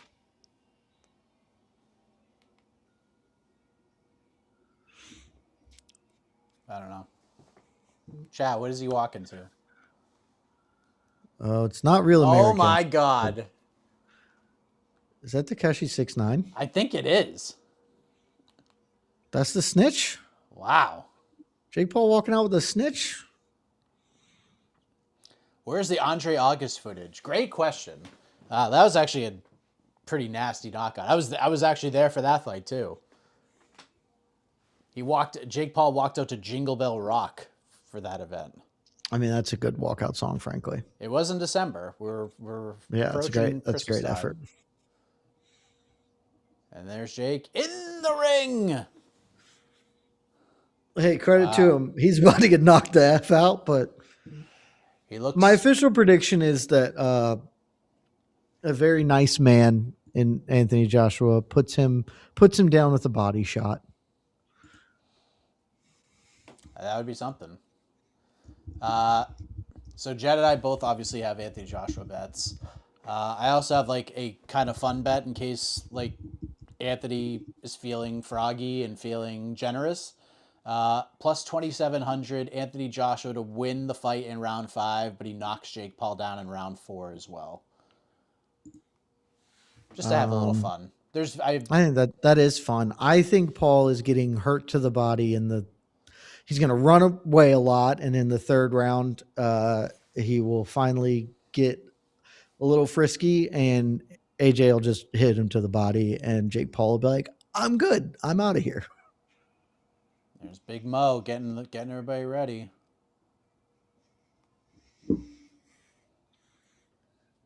I love how Joshua's like got that look of nerve on his face. Like he's focused, but it's like a little bit of nerve. Means he's taking this like super seriously. All right. 11:30. We called it, Jed. Yep. David Sutherland, Michael Tate, and Steve Weisfield are the judges. Oklahoma, Florida, and New Jersey represented here.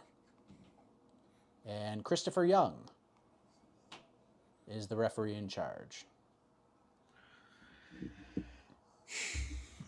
Caleb, I hope Nice Paul isn't, or AJ isn't showing up, but like, I think that if Jake forces him to do it, he will put him down. But like the thing about Francis is Francis had shown an ability to actively be damaging. Like Francis could theoretically hurt him, and Francis was trying to fight him. And so AJ responded in kind. If Jake comes out and really tries to bomb on him, I think, AJ will put him down. Right? Like that's sort of how I've genuinely viewed this fight as a grown person humoring a child. We're like, okay, if I'm boxing on my knees with a child, I'm not going to try and hurt him. But if he loses his temper and starts trying to hurt me, I'll pop him one to let him know, like, hey, man, check it out. And that is how I view this fight. And so if Paul tries to fight him, AJ will put him down. If not, AJ will still put him down because his reputation demands it, but he won't put him down and ruin his brain. This is quite the intro. Oklahoma missed the field goal. God, what a team is buns. cannot believe Bama shouldn't even be here. Oh, it was a good tackle. Doesn't matter. Team is buns. Clouds, it's going to start soon. We're doing ring announcements, so another 5 minutes or so at most. Jake hasn't even taken his coat off, his headband off, or his sunglasses off yet. I don't know why.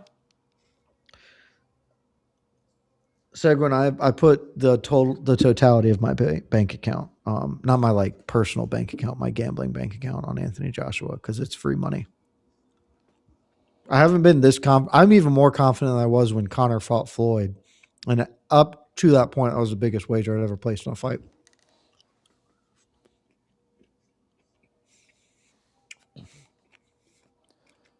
Wow.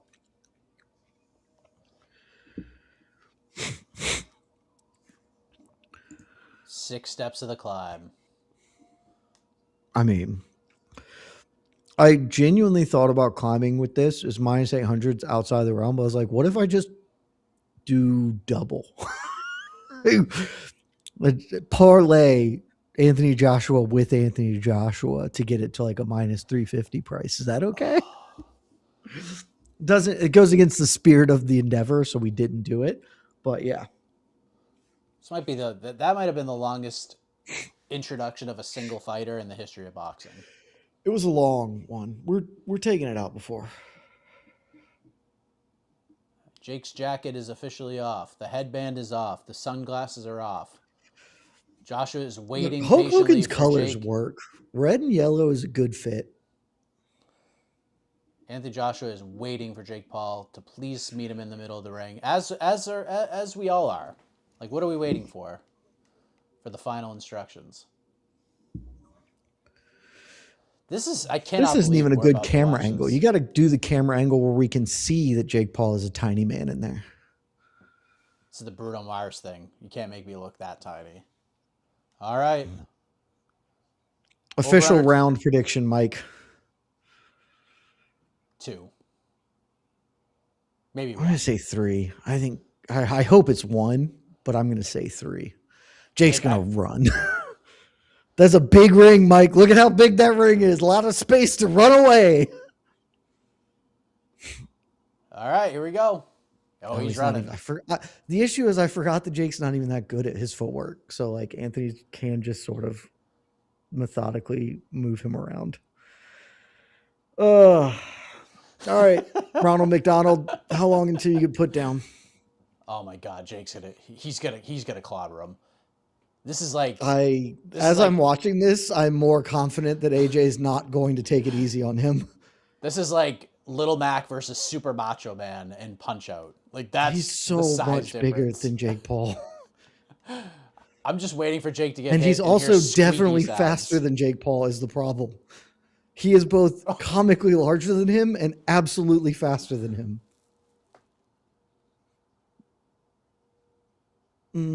Oh, a punch to the arm from Joshua. But Joshua can hit him from like halfway.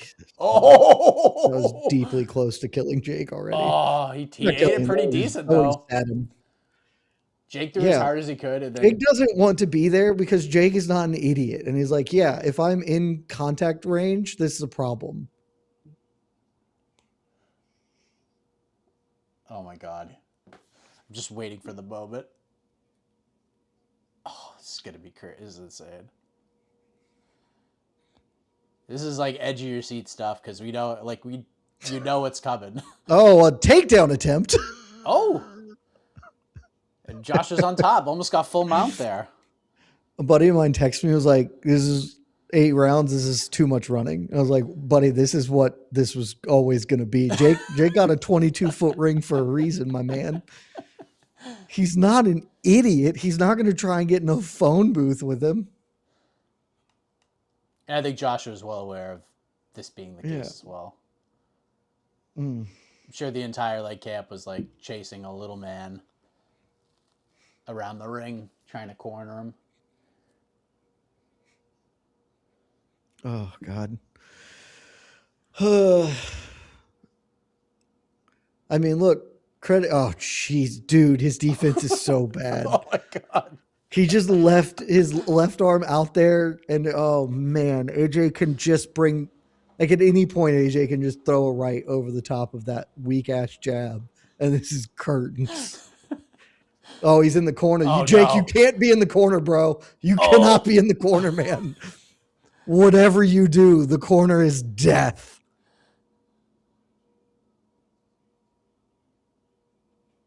This God. has a feeling of harsh inevitability to it, Mike.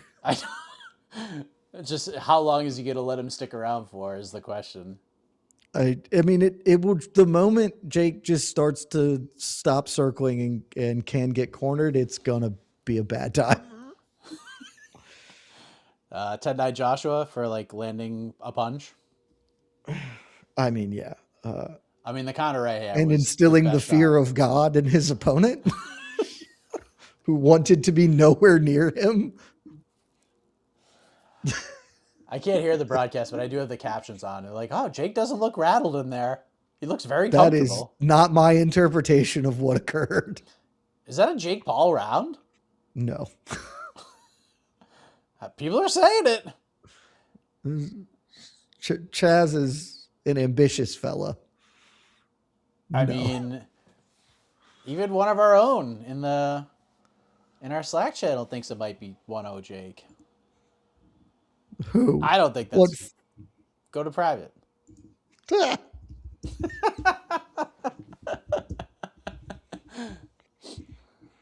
ridiculous. It was ridiculous. All right, round 2. Jake did not land a punch. You can't win there. I guess, call it a 10-10 because AJ landed like half a punch, but no. The only punch Paul landed, he got obliterated, like with a right hand in the There you go. A little stick to the body from Jake. Oh. Jake's just I will say Jake's defense is better than it's been. It's still bad in a lot of times. To be fair, Jake's defense is mostly bad when he's trying to throw offense. He can't chain those two things together. But as a strictly defensive effort, which he is primarily in, he's improving. So the whole thing about Jake, he's clearly takes boxing very seriously. Yes.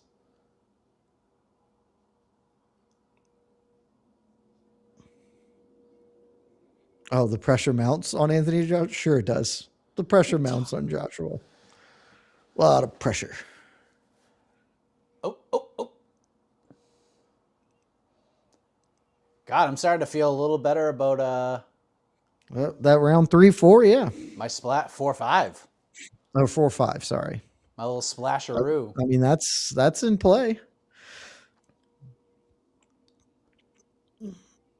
Joshua probably does need to get him out of here in the next round and a half to 2. Even with Jake completely avoiding contact at most costs, like it's still just, the look you want to have. That actually looked like that might have been a good left hand from Jake. I couldn't quite tell. So has Jake officially surpassed Francis? Oh, no, I think so at this point. Nope, he right? hasn't. Not yet. Was it the end of the second? 2:38 of round 2. Oh, that left hand hurt him a little bit. But Joshua had also knocked him down like several times before that.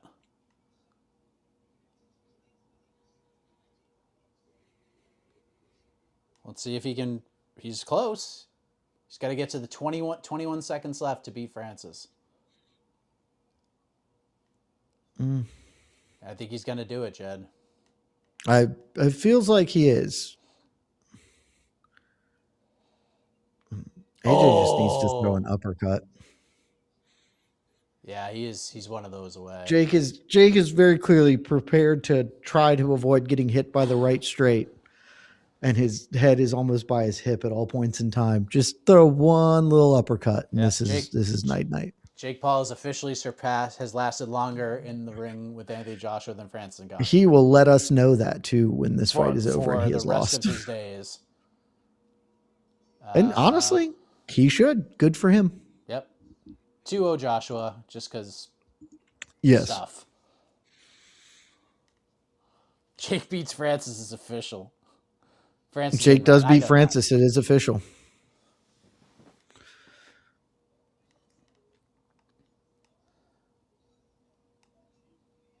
Okay. Hey, look, we're See in what round Jake's 3. corner's telling him. That's kind of what I thought. I thought that this would go a little longer. So Jake's going to run a lot. I think now is when it's just hard to circle that much. I think it'll probably not happen for him soon. Yeah.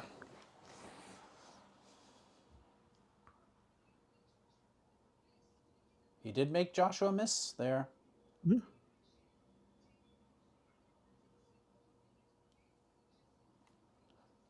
That is correct from the commentary. Right now, Jake Paul is not looking to win. He's looking to survive.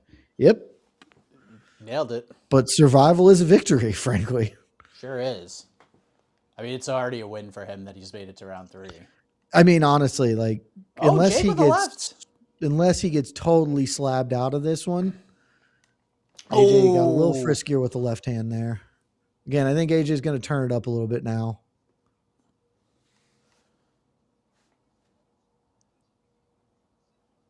Yeah, I think. Oh, Morrow asking, the longer this goes, does it become embarrassing for Anthony Joshua? Nikisa losing his mind on the side there. Jake almost fell over. Oh. AJ has now started dropping the right hand. So instead of firing it where Jake's head is, he dropped one just like a foot and a half lower and plunked Jake on the ribs. But also, if Jake ducks his head, that will just take his head off.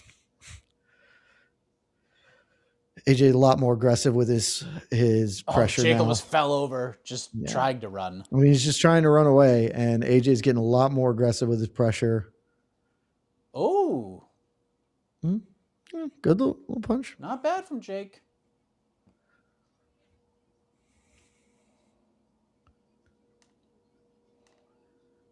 Oh, he's going in the corner. Good jab. Oh. He's just jabbing and grabbing. Jabbing, clinch, jab, clinch. Yeah. Oh. Good that was a really nasty punch inside. Oh, he hit him. Oh. Jake taking some punches here. Yeah, but his feet are moving slower. Yeah. His feet are moving slower. He's biting so much on these feints from Joshua now. Yeah.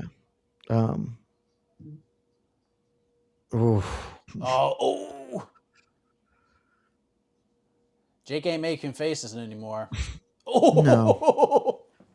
It's coming. Oh, good body jab. It's coming. I think I might have spiked this. I think AJ might end up putting him down with the body shot. Is Jake starting to Jake's feet have considerably slowed, so he's easier to be found. But I mean, again, like this is all in the context of like, I mean, this is a YouTuber fighting a world champion or a former world champion, you know, like who's also much bigger than him. Jake can credibly and will call this a moral victory, and fair, honestly. It is a fair moral victory at this moment in time.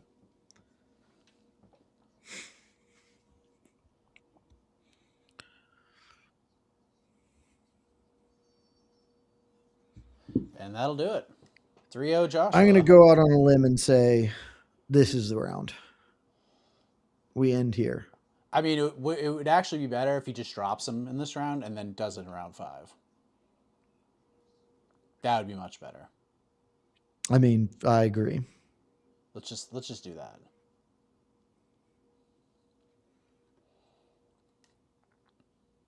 Is Jake winning? No, he's not winning. Not at all.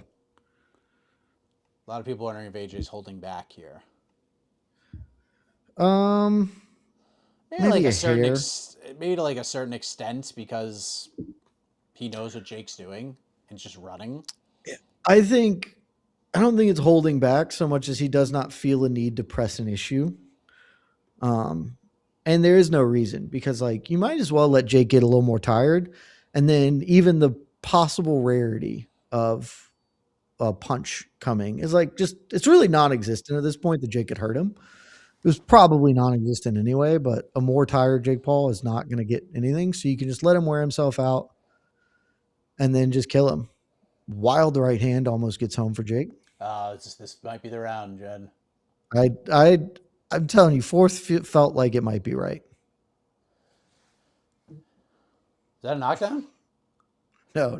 Jake shot a double and got stuffed. The way Jake's huffing and puffing a little. I mean, he's still moving, but he's looking. Oh, good right hand from Jake, though. Oh, and a jab. The problem is he landed a good right hand, and it didn't even move Anthony Joshua's head.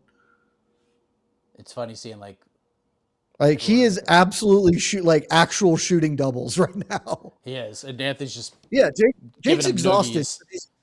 It is very hard to run this much. Jake's tired. This is probably going to be the end of it very soon. Anthony Joshua just gave him a noogie on that last one. All right, Anthony's just waiting. If it's not this round, it's the next round. Just and there's a lot of time this round. Just knock him down here, Anthony. Just knock him down. Let's cash this sprinkle.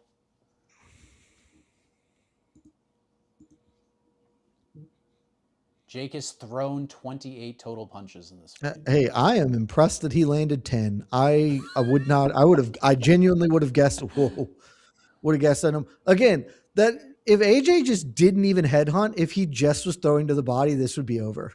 It's going to be over real soon, man.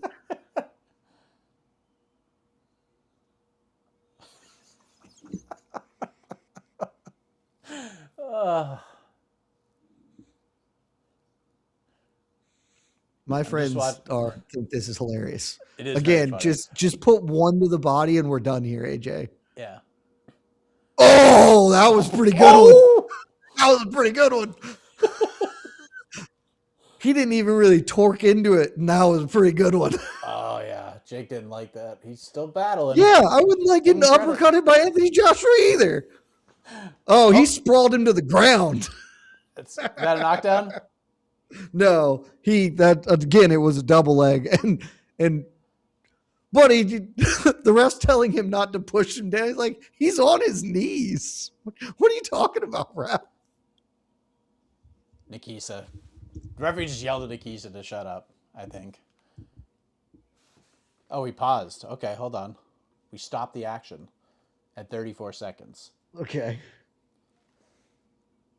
Looks like Joshua tried to jingle. I don't know what I've never seen. What are we stopping? Are we calling it a penalty for the pushdown? What's happening here? Is it a low blow? Oh, maybe it's a low blow. Okay.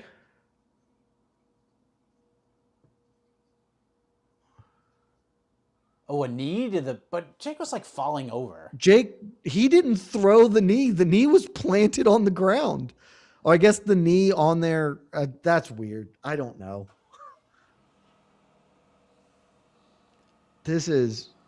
We're back. We are back. I don't know what happened. They just gave Jake Paul a breather. Yep. Oh, AJ, quit trying to hit him in the head. Just put him. Again, that's a double leg. That was an actual double leg, ref. That wasn't a clinch. He left his feet for a double. Are we pausing the action again? I think he's trying to make a talking to the guys. This is bad refereeing. I mean, technically AJ probably shouldn't be doing some of what he's doing, but Jake Paul is wrestling him. He is not even clinch wrestling. He's just shooting at his knees.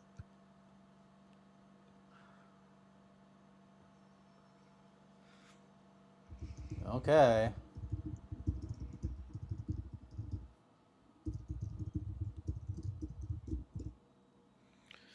I believe the referee said the fans did not pay for this crap.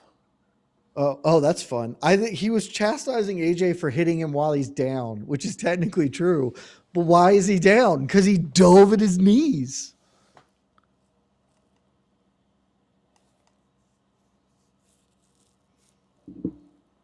I mean, look, he's gonna make it to. He's made it to round 5 by cheating his ass off.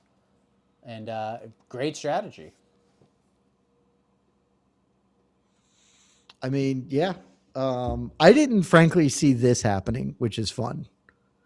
I didn't think Jake would wrestle, which is an interesting thing.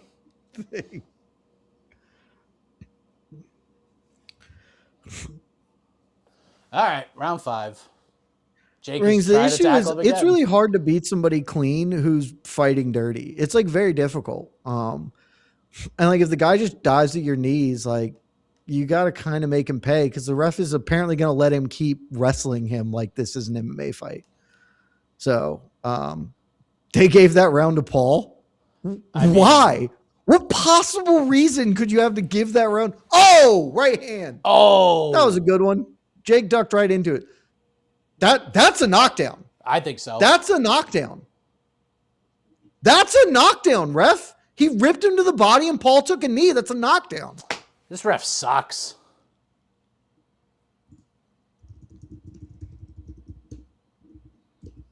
That's bad. That's a straight knockdown.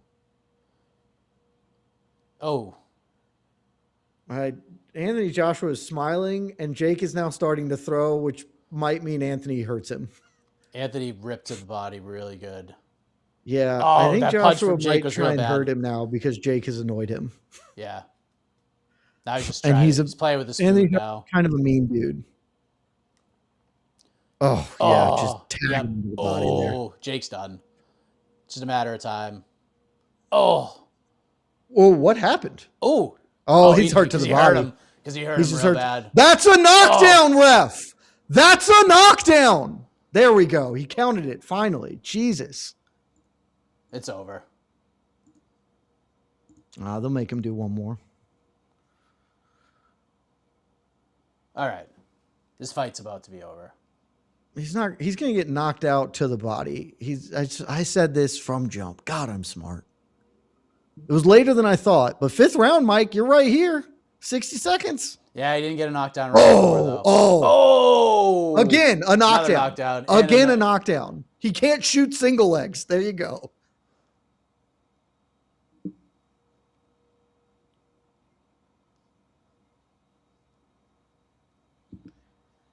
Jake's battling. Give him credit. Look, I've given him credit for taking this fight in general because it takes courage to know you're going to get knocked out. Like everybody has done the I'm going to fight the school bully in the parking lot, and that takes courage. And Jake has done that. He's been paid handsomely for it. Woo! That was the best right hand Jake could ever hope to land, and it did not phase Anthony Joshua. Literally the best one he could ever hope to land, and AJ's head barely moved. You could see Jake's soul just left his body after he landed that shot. It's like I hit that dude as good as I can hit a man at this stage of my life. That was better than he hit Woodley. Dude, AJ just trying to be mean here. Shit. Oh. That was back of the head. That was definitely illegal from AJ. 10-7 round right there. Yeah. Yes, those 2 knockdowns, so yes.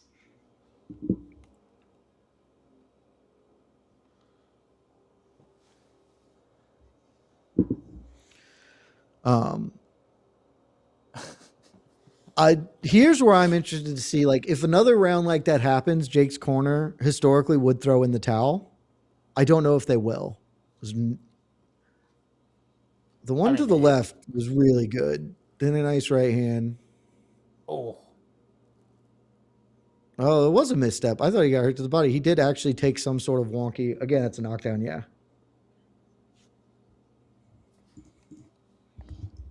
I didn't think we'd be saying this, folks, but we're about to start round 6. Oh, and there's the right Jake landed. I mean, it literally maybe the best punch he's ever landed in a fight. And Anthony was not phased, even the slightest. Jake Paul is not arguably, I guess he could be a better boxer than Francis, but AJ, I don't believe took this fight nearly as seriously as he took Francis, and they're just different people. And Jake tried not to fight for a long time. Oh, Jake is so tired. I would say that's probably not a knockdown, but you should take a point for wrestling. They're calling it a knockdown, so I guess same. I don't actually think Jake hit him. AJ doesn't have a glass jaw. AJ got hit by some of like super hard hitting heavyweight boxers. It's comparatively, this jaw's fine. The tough part is like the people who want to see Jake get obliterated is they're not terrifically happy right now. Oh, now they might be. Oh boy. Jake's trying to get a. Jake is in so much trouble. He's trying to battle through it. There we go. It was probably the end. Oh. Let me tell you. Oh, that one's God, a real it's one. over. That Jake shakes his head. He's like, "Yep, that sucked." He's just like, "Holy shit." There we go. That's it. Let me tell you. I don't have a great love for Jake Paul, but a thing I've said, Mike, for most of my life is that I would like to be the same person I am, whether the chips are up or the chips are down, you know? And Jake Paul, in the middle of getting his ass handed to him, right before the finish, in fact, stuck his tongue out and was himself. He didn't change his energy, and I respect that, frankly. And Jake cheated his ass off the entire fight, which is good on him.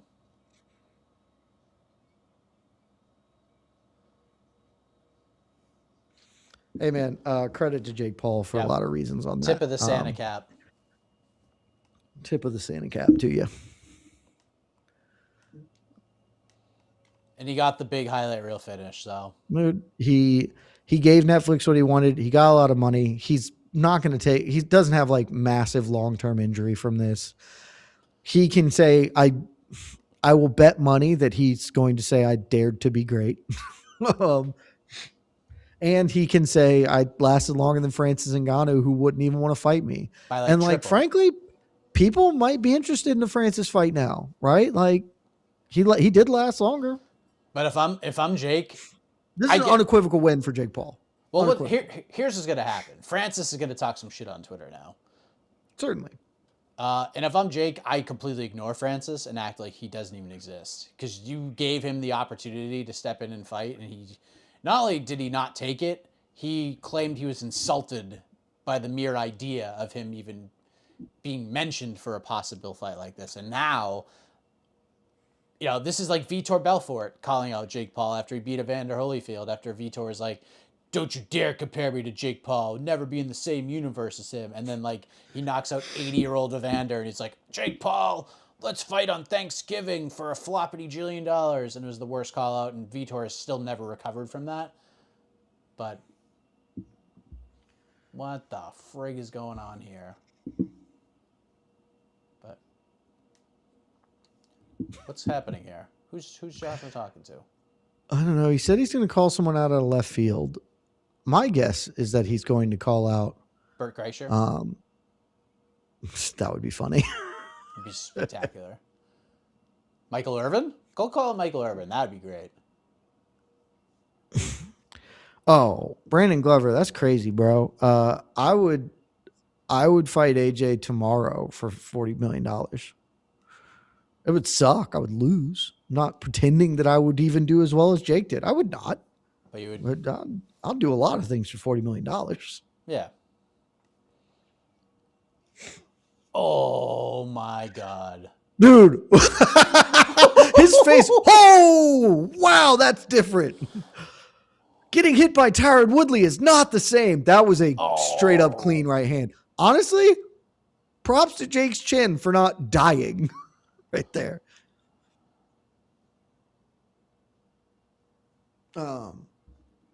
That was, I don't know that I've ever seen a fighter react like that. Holy shit, that was a lot.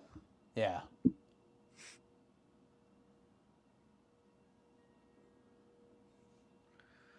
Does Jake get respect tonight? Yeah, I think so. Oh, 100%.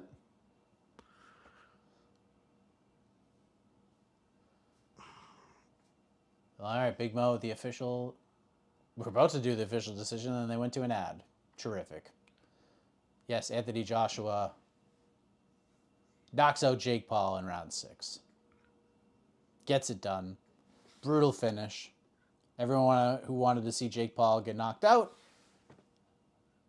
I mean, they didn't get this wasn't like the payoff that people were expecting and hoping for, but different storylines coming out of it. And the Bone Temple. The Bone Temple. We will have Hey, yay, I won. All of my I didn't even bring out the money Yeah. guns because this was not a bet. Like this was an investment. Yeah. So it ended the year on a good note. I was arguing with my best friend about this. I was like, we should bet every dollar we can get on this. And he was like, no, like that would be ridiculous. I was like, no, I'm telling you. He's like, but it's just not worth it. I was like, no. It's like, no, but there's always risk. It was like, there, I can't stress this. There is no risk here. And he was like, well, the market suggests that this isn't even that big. I was like, the market is crazy. That's why we should do this. What is happening He right could now? never beat Anthony Joshua in 10 billion years. What is happening right now? Is Anthony Joshua's like cornerman trying to fight Logan Paul? What the freak is happening? They're putting a necklace on him.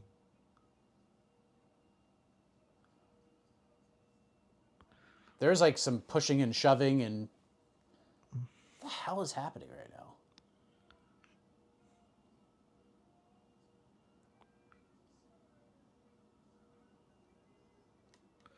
And AJ will put Jake Paul over because As he he knows how to play his part. And he's doing it right now. Jake Paul will say, I dared to be great. This is just a setback on my journey to be a world champion. That guy's a heavyweight champion of the world. He's much bigger than me. I lasted longer than Francis Ngannou. I'm a get back, get better. And now AJ talks to Ariel. And AJ saying, give it to Jake first. Oh, maybe not.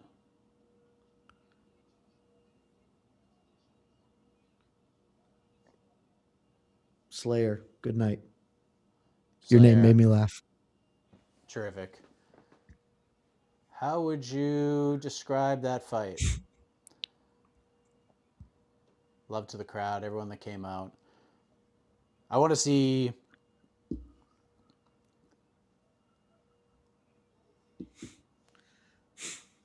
it wasn't the best performance. It wasn't the best. The end goal was to get Jake Paul, pin him down, and hurt him. That has been the request leading up. And that is all that was on my mind. It took a bit longer than expected, but the right hand finally found the destination. Now the right hand found its home. He's done really well tonight. I want to give him his props. He got up time and time again. It was difficult in there for him, but he kept on trying to find a way. It takes a real man to do that. Anyone who laces up these gloves, we say we give them their respect. We have to give Jake his respect for trying and trying and trying. Well done. But he came up against a real fighter tonight. That's pretty close. 15-month layoff. He shook off the cobwebs, and I can't wait to roll into 2026. Tyson Fury is as serious as he thinks he is, and put down his Twitter fingers and put on the gloves and fight one of the realest fighters out there that will take on any challenge. Step in the ring with me next if you're a real bad boy. Don't do all that talking, all this, all that. Let's see you in the ring and talk with your fists. Is that good for you? Good stuff. Good promo. Do you want to ask, are you disappointed you didn't put him away? It's earlier? weird that he's just talking to Ariel. Yeah. It's weird that he's just holding Ariel both shoulders and staring deeply into his eyes like I am to the camera now. Like there's the camera's here to the side of you. And when the time comes, some people just there to get knocked out. And I said it, that's exactly what happens. See, fighting is not just about physicality. I know you see someone like this Greek god standing in front of you right now, but I understand the psychology as well. And I understood what Jake was going through. I took my time. I said 15 months out of the ring and got the job done within the time limit of 8 rounds. And did he hurt you at all? Looked like he connected a couple times at least. Did he hurt you? And were you surprised by that? I refuse to hurt. I want to get hit. Beat. I refuse to acknowledge getting hurt. This is boxing. I'm going to get hit. When I get hit, I'm going to counterpunch. Every time he hit me, I stood there and traded back with him. No hurting me. It's just what we do. In basketball, they score points. The other team scores points. In boxing, I hit him. They hit me.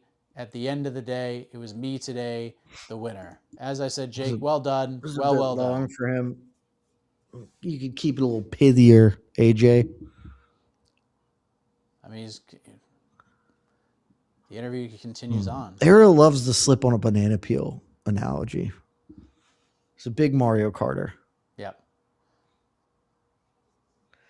Gary Finley, Anthony Joshua won 6th round knockout. He sure did. Or Alabama beat Oklahoma, if that's what you were asking about. Jed, how would you grade this event on Netflix? I don't know. It's a good question. Like a B. Probably really like a C, but It's a C. Yeah, I think it's a C. It's going to get over. And the main event was never going to be good, but it delivered the outcome, like the best outcome. You know, AJ knocked him out, but Jake got to look good, quote unquote.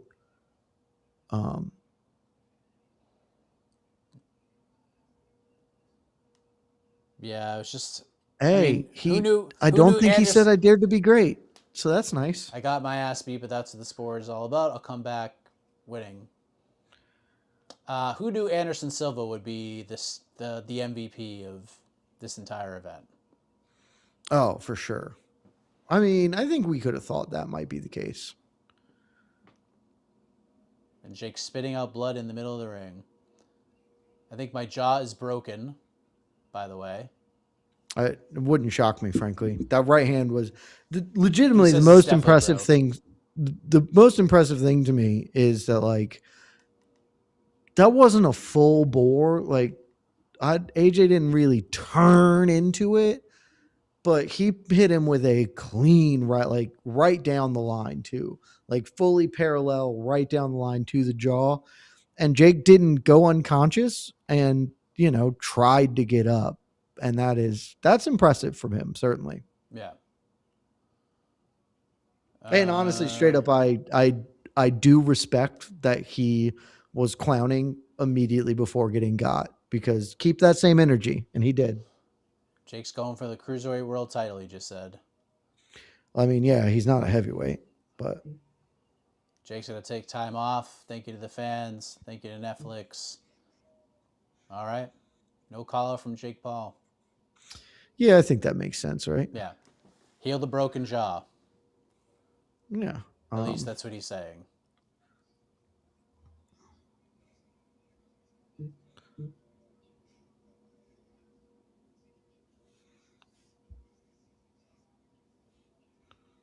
All right. Well. Are we doing a post show? We sure are, Jed. Oh, terrific. We can talk all about it at the post show, Michael. Yeah. It'll be, and look, I know I say this every time. This will not be a long post-fight show. That I can get. I'm actually pretty confident we're not going to go that long this time. Yeah, I promise you this will not be a long post-fight show. So we're going to bounce out of here. Jose is in the building. There will be a press conference after the fact. I don't know if we're streaming it or not. I don't even know if we can stream it because Netflix is, they're pretty tight about that stuff. So I suspect we cannot. Oh, that's a good right hand. I do. Jake literally getting hit with it and saying, wow, is deeply funny to me. Wow, that dude hits hard.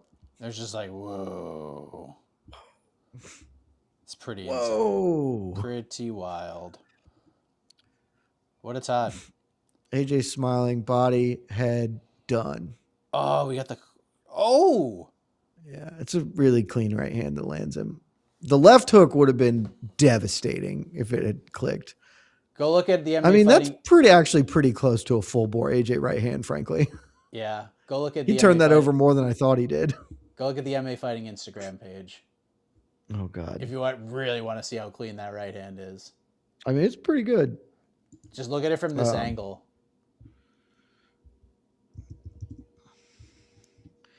MMA Fighting Instagram page. I think all of you should go to the MMA Fighting Instagram page. If you haven't followed, you should go follow. Oh, that's a good angle. But check out the shot from that angle. Oh, yeah. Yeah. Yeah, he hit the shit out of him. Yep.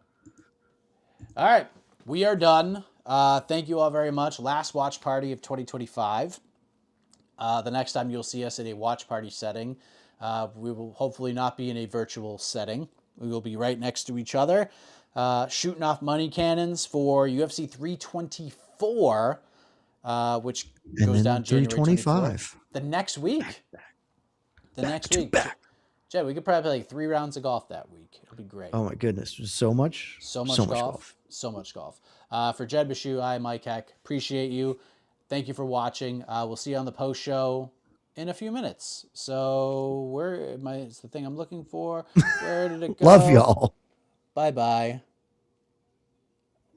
I don't know why that's not there. What happened? Oh no. We're still live?